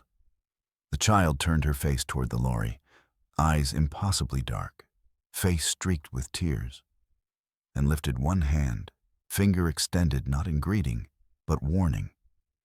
The adults followed suit, each pointing at the driver, their eyes locked onto his face. The driver's rational mind rebelled, massaging explanations through adrenaline and fear. Perhaps he'd fallen, asleep, or a group of costumed pranksters sought to frighten a lone motorist. Determined to maintain composure, he tapped the horn, a long blast echoing into the empty night. The figures did not flinch. They simply shifted to block the lane, their gestures growing more feverish as the lorry slowed. He braked and rolled down the window, preparing to reprimand or offer help. The freezing air poured in, layered with a scent of old, damp earth, a smell like cadaverous soil after rainfall. Before he could speak, the silence was broken by a chorus of whispers. Each voice breathed directly into his mind, bypassing sound and language. "Turn back," they urged. "Not tonight. Not now." Tears welled in the child's eyes as she shook her head, mouthing words he could not decipher. The old man raised his hands, displaying ragged wounds on the palms. Against all logic, the driver found himself paralyzed by a gnawing terror, as though his body were pinned by invisible hands gripping the wheel. He tried to call for help but found his voice missing, his throat tight as if held shut by frost. The figures advanced. The child took the lead, pain etched in every line of her face. The road behind her seemed to ripple, and the driver saw the faint outline of a wooden cart, iron-rimmed and battered, loaded with indistinct shapes. Inky shadows flickered inside the cart, ghostly bundles, perhaps, or memories made manifest. Suddenly, the truck's engine sputtered and died, the headlights dimming to an orange glow. The world around him shrank to the confines of the cabin, the spectral figures outside illuminated only by the faint blue of the instrument panel. Frost spidered across the glass as if traced by an invisible hand, racing from the corners and converging where the child pressed her palm to the window. The sensation of cold penetrated to his bones, and the driver experienced a profound, drowning sorrow. An emotional weight that seemed to push down on his mind and lungs until even breathing became a struggle. Inside his head, a single name echoed endlessly, though he later claimed not to recognize it. It was neither English nor Scots, but reminded him of local folk tales about lost souls and cursed roads. He lost track of time as the figures continued their silent vigil, eyes never leaving his. The driver later described the sensation as being trapped in a loop, frozen, his consciousness spinning in anxiety and regret. With no warning, the figures stepped back, fading into the mist as quickly as they had appeared. The frost melted off the glass, the engine roared back to life, and the radio blared into the cab as if nothing had happened. The lane ahead was empty, unmarred by footprints or evidence of physical presence. Shaken, the driver completed his journey, but barely remembered the next miles. He arrived at the mill hours late, pale and shaking. Fellow workers noticed his changed demeanor. A man known for his steadfast nature now seemed easily startled, withdrawn, and haunted. When asked what had happened, he could only speak in fragments of sorrow, terror, and the sense that something on Kinmount Strait wanted him gone. Over the following weeks, the driver attempted to return to work, forcing himself through daytime runs and short routes free of haunted reputations. Yet every attempt to drive near Kinmount Strait ended in panic attacks, lost sleep, and nightmares so vivid that he began to fear for his sanity. He resigned from his lorry job and never again drove a large vehicle, instead taking seasonal work in gardens and warehouses, always away from highways and open roads. His story spread quietly through the trucking community, passed on by colleagues and confirmed by two co-workers who had seen the driver arrive at the mill that fateful night. None doubted his account. Similar tales had accumulated for decades, including numerous reports of drivers quitting outright after encounters on Kinmount Strait. Many cited the same symptoms: inexplicable fear, attacks of sorrow, persistent chills, and malfunctioning vehicles that returned to normal only after drivers left the haunted stretch. Paranormal researchers and historians took a keen interest in the driver's story, connecting it to older legends.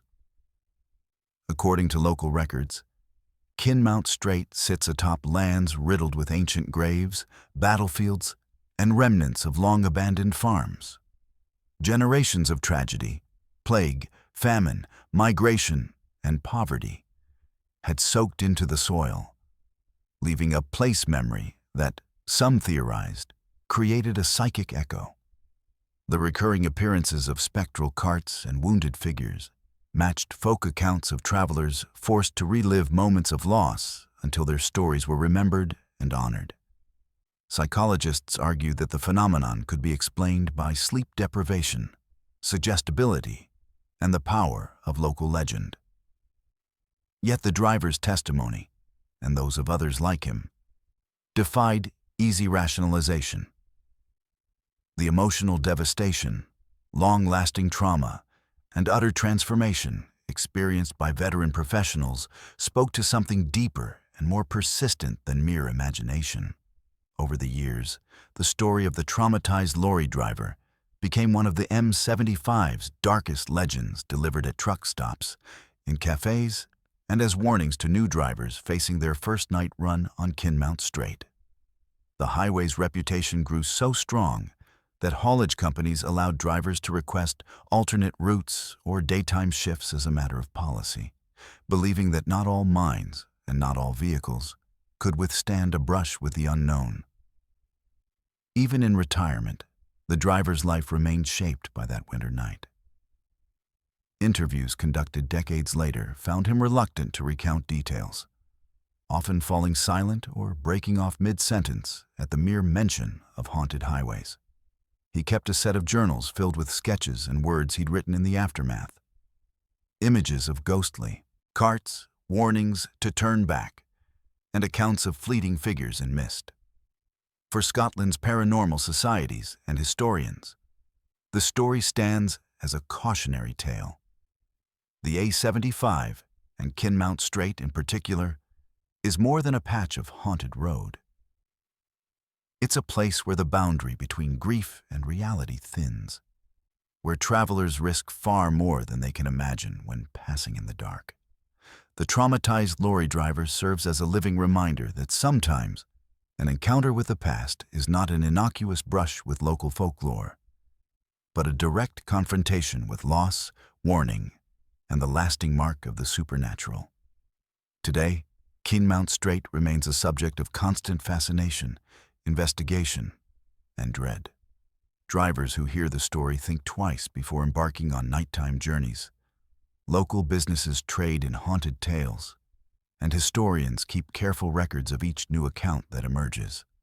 Whether a product of history, energy, psychology, or something beyond, the road continues to claim its witnesses, and in some cases, change their lives forever. Let's move to our 9th story. The A75 in Scotland, notorious for ghostly happenings and decades of supernatural lore, reserves one of its most disturbing experiences for a couple simply passing through on a routine journey. A tale so unnerving that it circulated among both police reports and local newspapers, cementing the road's reputation as more than just the site of spectral apparitions, but a corridor for genuine psychological horror. The nameless couple, whose ordeal was documented in the late 1990s, encountered a roadside figure whose very presence threatened to unravel their sense of reality and safety. It was an unremarkable evening in late autumn when the couple set out on the A75, traveling from Dumfries toward Annan. The road was cloaked in its usual shroud of mist, hedgerows shivering in the damp wind, and the pair exchanged occasional banter as they eyed the empty stretch ahead. Like most locals, they were familiar with the stories that haunted Kinmount Strait. The spectral carts, the drifting children, the veteran lorry driver who quit his trade. But as rational adults with no history of paranormal beliefs, their minds were focused on getting home, not on ancient ghosts. The first hint that the night would be different came as they neared the infamous midpoint of Kinmount Strait. The local radio, tuned to a favorite station, crackled and dropped to humming silence, as if some invisible barrier had snuffed out the signal entirely. The driver reached to adjust the dial, but found nothing to tune, just static and an impression of faint, unearthly whispers hiding under the feedback. Dismissing the event, the couple pressed onward, eager to reach the glowing lights of Annan. Suddenly, their headlights illuminated a figure on the verge, alone, immobile, and oddly indistinct. The couple's initial reaction was one of concern. The figure appeared to be a man dressed in ragged, mud-stained clothing. Most unsettling, though, was the mask-like sack tied over his head, rough edges standing out against the swirling fog. The sack appeared to be cinched at the neck, as if affixed deliberately, but without any obvious means of breathing or seeing. He stood frozen, arms limp by his sides, as the car approached. The driver instinctively slowed down, expecting the man to signal for help or seek a lift. But as they drew up alongside the figure, the couple realized something was profoundly wrong. There was no movement, no gesture, nothing but the slow, heavy rise and fall of the chest under the sack mask, creating a sickening ripple in the fabric. The passenger rolled down their window, intending to ask if the man needed assistance. The air outside was syrupy, thick, heavy with the scent of damp soil and something metallic, like rusted iron or blood. As they stopped, the masked man slowly turned his head toward them. the sack writhing slightly as if something inside was shifting. The driver, unsettled, asked whether he was hurt or required help. No answer came, just the sound of slow, ragged breathing, so loud it seemed to fill the car. The passenger gripped the seat, feeling an irrational wave of dread. The driver attempted again, raising his voice this time, but the man remained silent. A moment passed in the ceaseless fog, neither party moving. And then, abruptly, the masked figure took a staggering step toward the vehicle. The couple's unease exploded into alarm. The movement was unnatural. His limbs jerked as if through invisible resistance, the sack twisting and bulging atop his head. They noticed now that the man's clothing, once indistinct, was deeply torn, and streaks of what looked like dark fluid spattered the fabric from the neck down. His hands hung loose, stained with dirt and something darker. Without warning, the driver slammed the car into gear and sped away, heart pounding as the figure receded in the rearview mirror. The car's interior, once warm, felt ice cold, every window coated in a surreal, rapid frost. The radio sputtered back to life, immediately broadcasting the final verses of a funeral hymn. Though the couple would swear later the station had not been playing any such music. Both shivered, not from temperature but from a paralyzing sensation that something from outside had pressed itself inside the car, lingering for miles as they fled. When the couple returned to the same stretch the following day, accompanied by another family member, the scene appeared changed but still ominous. The frost had melted, but a circle of wet earth marked the verge where the figure had stood. No footprints disturbed the surface, and the hedgerows bore signs of having been recently touched or moved, as though something had passed through with great force. They searched for evidence, a mask, clothing, anything, but found only a lingering, metallic scent on the wind. They reported the incident to local police, who, familiar with the strange happenings on the A75, logged their account alongside a growing number of similar testimonies. Officers conducting investigations along the stretch have found no sign of vagrants or perpetrators fitting the couple's description. Search dogs brought to the site refused to enter the marked earth, whining anxiously and pulling against their handlers. Residents in the area reported no missing persons, and no local had ever been seen wearing such a mask. Further research into the region's history uncovered old tales of a farm laborer, accused of various crimes in the 18th century, being executed and then posthumously denied burial in hallowed ground. Folklore from the area held that men buried outside consecrated earth were doomed to wander the roads forever, faces covered in sackcloth as a mark of shame. Local legends also tell of periodical appearances, a masked walker, seen only in autumn when the harvest moon is high, always silent, always alone. Over the following months, the couple was plagued by nightmares. The masked figure appeared repetitively in their sleep, his slow breathing echoing through their subconscious, sometimes accompanied by the feeling that they too were suffocating under a rough, stifling sack. Conversations about the event left the couple profoundly unsettled, and friends noted changes in their demeanor, increased anxiety, periodic episodes of unexplained fear, and a reluctance to travel after dark. Other motorists coming through Kinmount Strait have since reported similar figures, masked, silent, limping toward the road's edge or fixed in place like statues.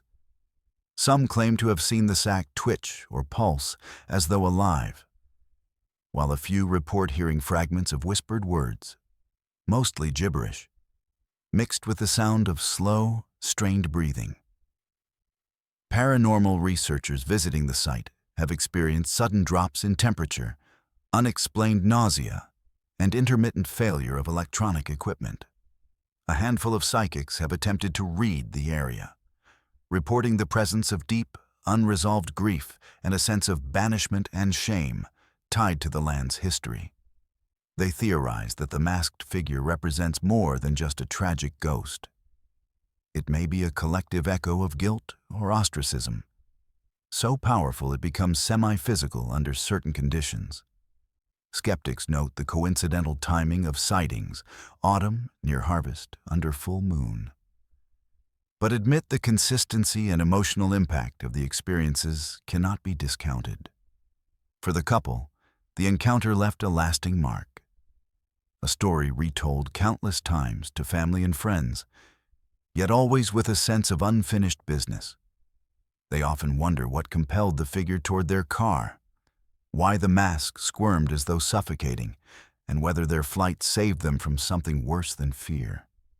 They join the ranks of drivers forever changed by a single night on the A75. Whether the masked man is a vagrant soul, a memory shaped by legend, or something wholly unexplainable, his existence weaves deeper into the haunted tapestry of Kinmount Strait. Today, roads near Annan and Dumfries carry more than traffic. Warnings circulate among locals and long-haul drivers. If ever you stop for a figure by the verge, especially one masked, silent, and motionless, think twice. Keep your doors locked and move swiftly on. As the couple's story continues to echo through towns and truck stops, the legend of the hooded roadside figure reminds drivers that sometimes the greatest dangers are not physical hazards or mechanical failures, but the lingering, unresolved spirits of history, waiting under the sacks of shame and the hush of mist on Scotland's most haunted road. Let's move to our 10th story. The Kuala Lumpur-Karak Expressway, known locally as the E8, is one of Malaysia's busiest roads, cutting through ancient jungle and linking the modern capital to the historic highlands. But to generations of travelers, this vital route is also synonymous with terror.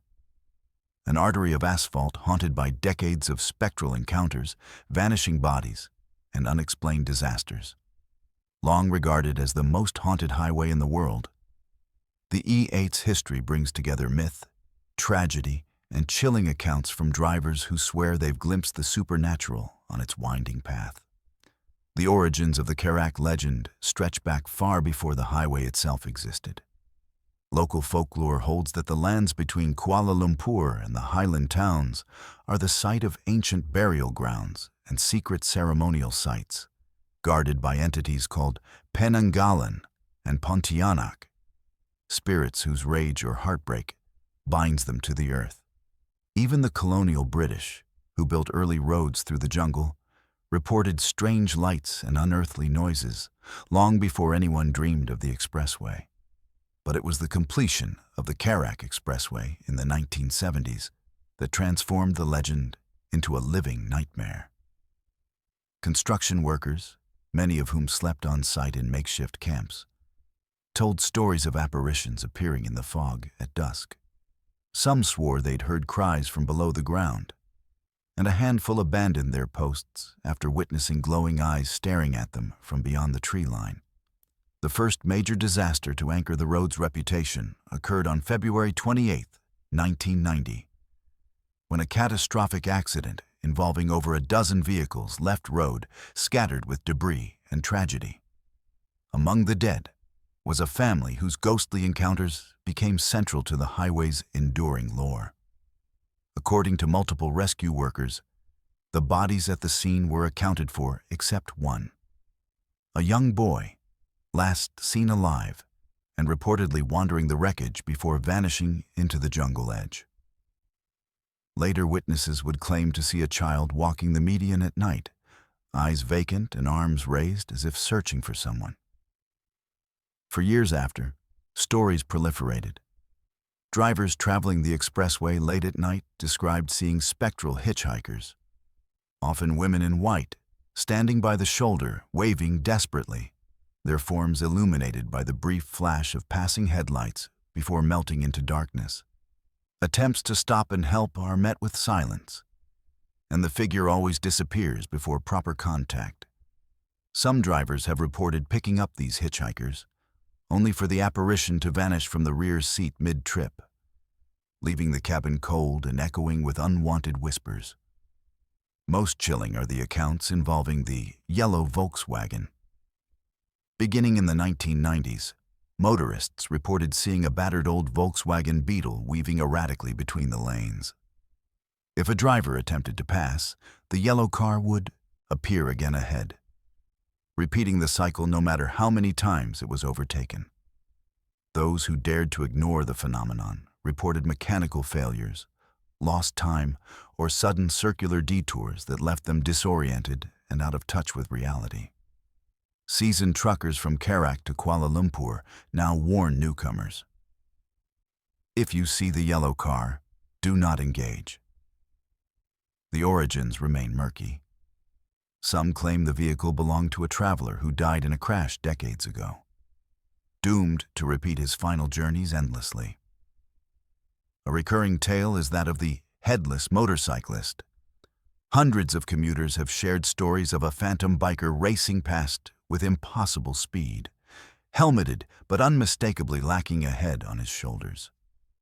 The apparition appears most frequently in the early morning fog or at the dead of night, often passing vehicles at high velocity before vanishing without a trace. Legends claim he was a courier, decapitated in a crash, fated to search eternally for his missing head on the hazardous bends of the E8. Nighttime on the Karak is especially feared. Many travelers schedule their trips to avoid the midnight hour, claiming the jungle's oppressive darkness grows thicker along the highway than anywhere else.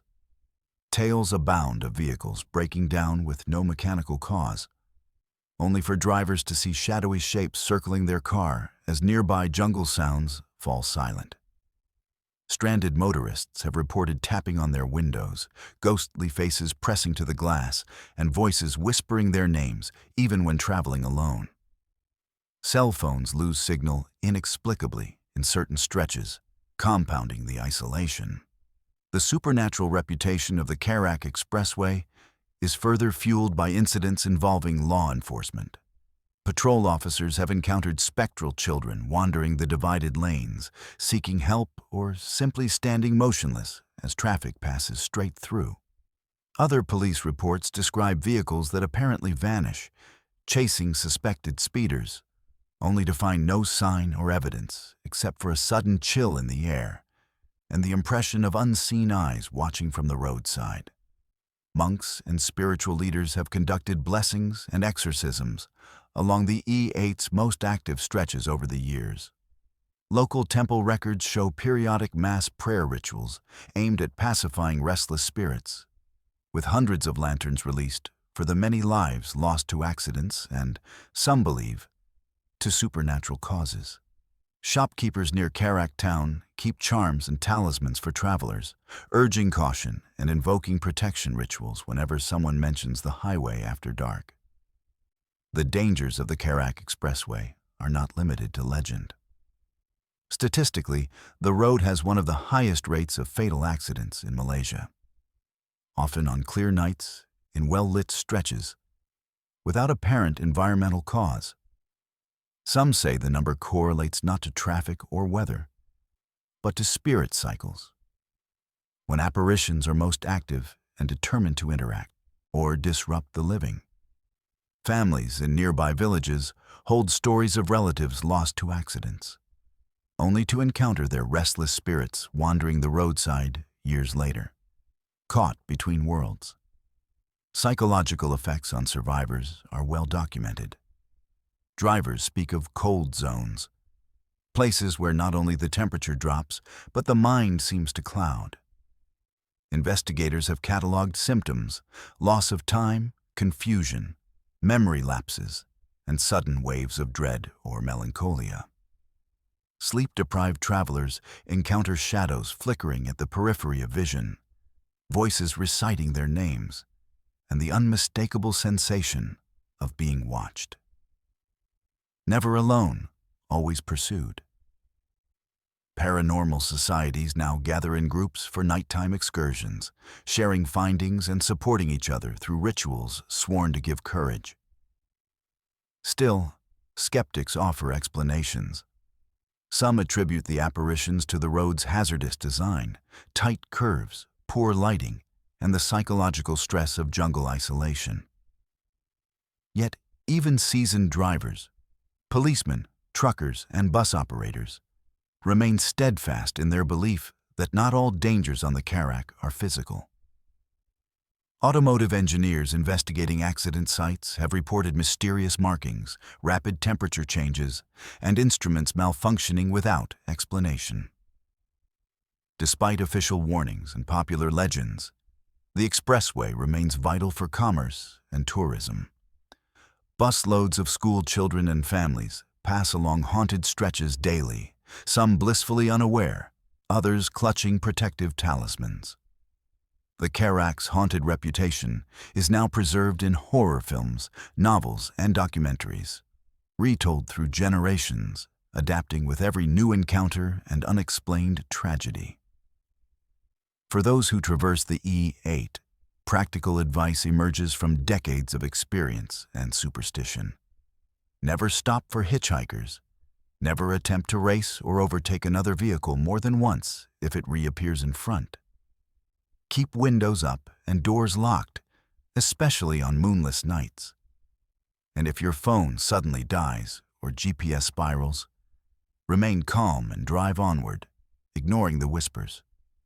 Haunted highways speak to the collective fear of journeys into the unknown, where the line between this world and the next blurs. On the Karak, drivers become witnesses, sometimes participants, in an endless cycle of legend and loss. Every generation adds its own stories to the highway's spectral archive. Ghostly children, endless trips, missing riders, haunted cars. Reminders that the busiest road into Malaysia's highlands is also its most mysterious. Whether the spirits of the Karak are the remnants of ancient tragedies, echoes of accidents, or simply the lingering anxiety of modern life speeding through the jungle's shadow, the stories endure.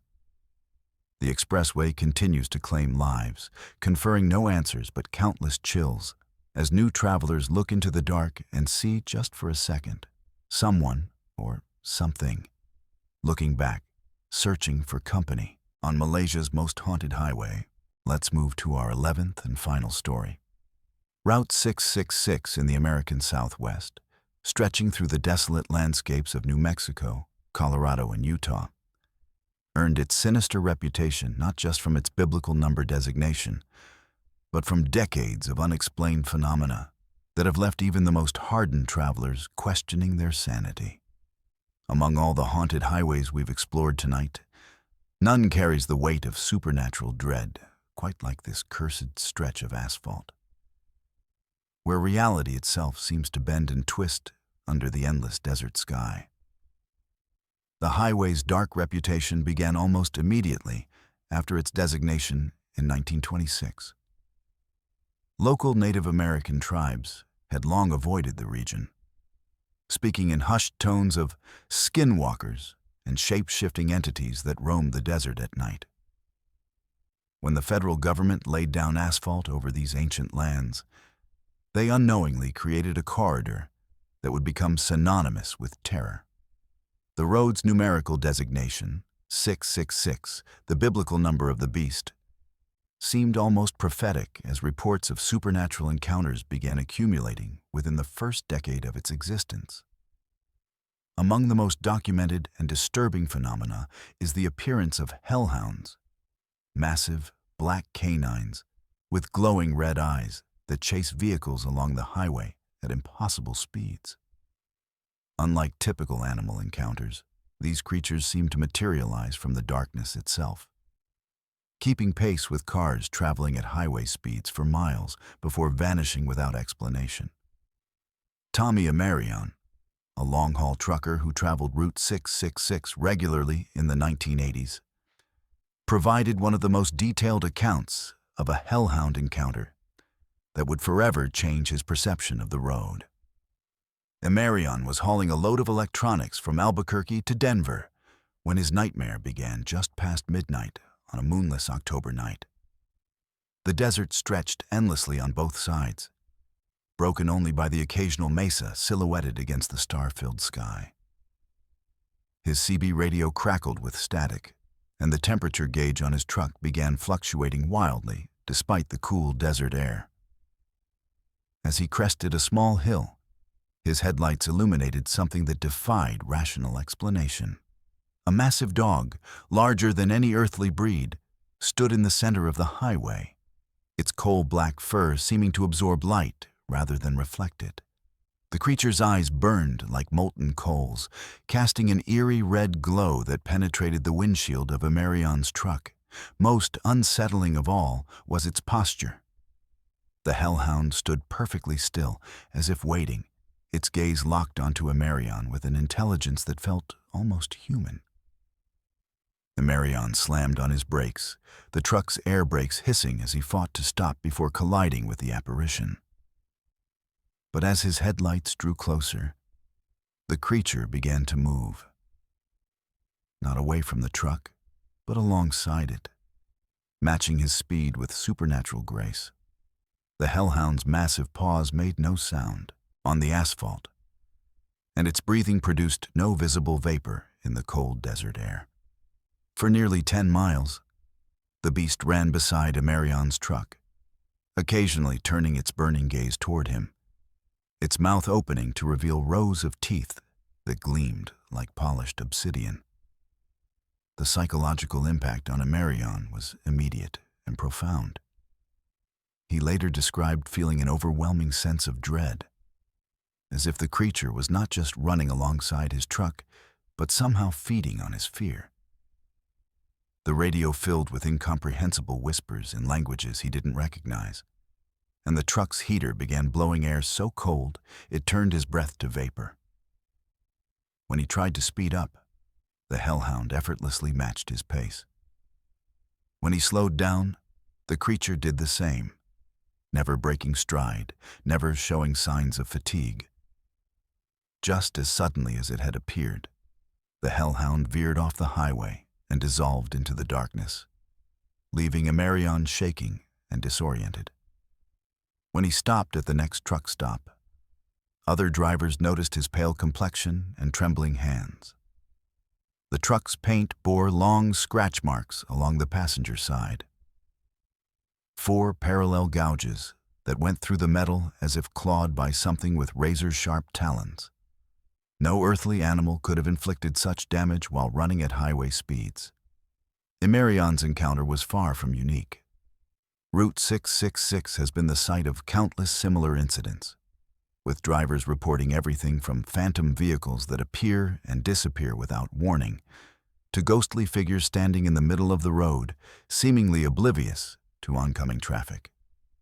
The highway's reputation became so notorious that locals began referring to it as the Devil's Highway, and many truckers would drive hundreds of miles out of their way to avoid traveling the route after dark.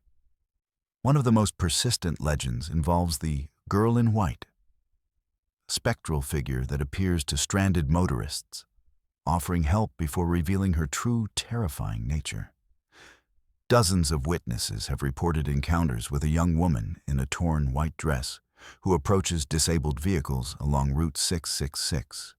She appears helpful at first, claiming to know where to find assistance, but those who accept her aid quickly discover that she leads them deeper into the desert, where they become hopelessly lost. Some report that the woman's reflection cannot be seen in their car's mirrors, while others describe her feet never quite touching the ground as she glides ahead of their vehicles. The supernatural activity on Route 666 extended beyond individual encounters to affect the highway itself. Maintenance crews reported finding sections of asphalt that had mysteriously cracked overnight in perfect geometric patterns, forming symbols that resembled Native American petroglyphs or occult sigils.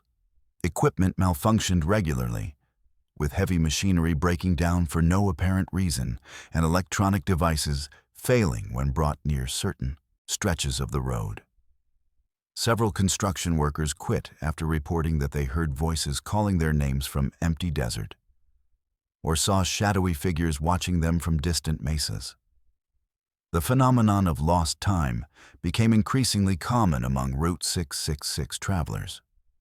Drivers would enter seemingly short stretches of highway, only to emerge hours later with no memory of the journey. Their fuel gauges showing impossible consumption rates, and their odometers displaying distances that didn't match the road's actual length. Some reported arriving at their destinations days earlier or later than expected. Despite maintaining consistent speeds and making no unplanned stops, religious groups began conducting regular exorcisms along the highway, believing that the road itself had become a conduit for demonic activity. Local churches organized prayer vigils, and traveling evangelists would set up along the roadside, warning motorists of the spiritual dangers that lurked in the desert darkness. These efforts seemed to have little effect on the supernatural activity, and some religious leaders reported experiencing their own disturbing encounters while attempting to bless the highway. The accumulation of reports and the highway's growing reputation for paranormal activity eventually prompted official action.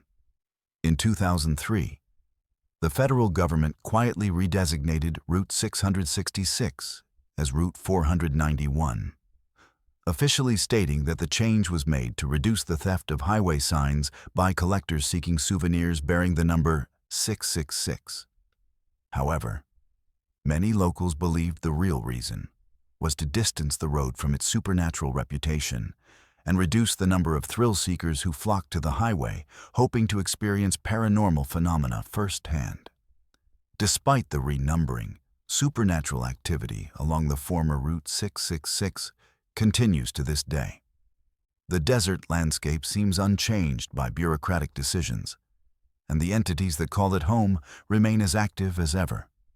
Modern travelers still report hellhound encounters, phantom vehicles, and lost time experiences along what is now Route 491. The road's dark history cannot be erased by changing numbers on signs, and the memories of those who experienced its terrors remain as vivid as ever. Tommy Amarion never drove through the area again after his hellhound encounter. He took early retirement from trucking, unable to shake the memory of those burning red eyes and the overwhelming sense of malevolence that had pursued him through the desert night. His detailed account, corroborated by physical evidence in the form of claw marks on his truck, stands as one of the most compelling testimonies to the supernatural forces that seem to guard this cursed stretch of American highway.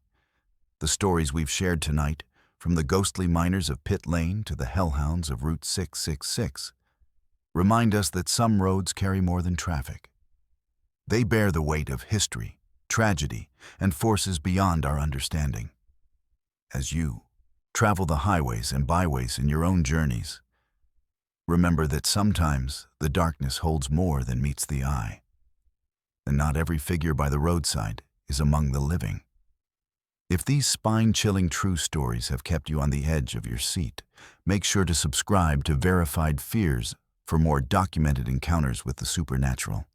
Hit that notification bell so you never miss our latest investigations into the world's most haunted locations. Share your own highway horror stories in the comments below. We read every single one, and yours might just feature in our next countdown. A word of advice for anyone traveling late at night on unfamiliar roads. Trust your instincts. If something feels wrong, if you see figures that shouldn't be there, or if your electronics start malfunctioning for no reason, don't stop to investigate.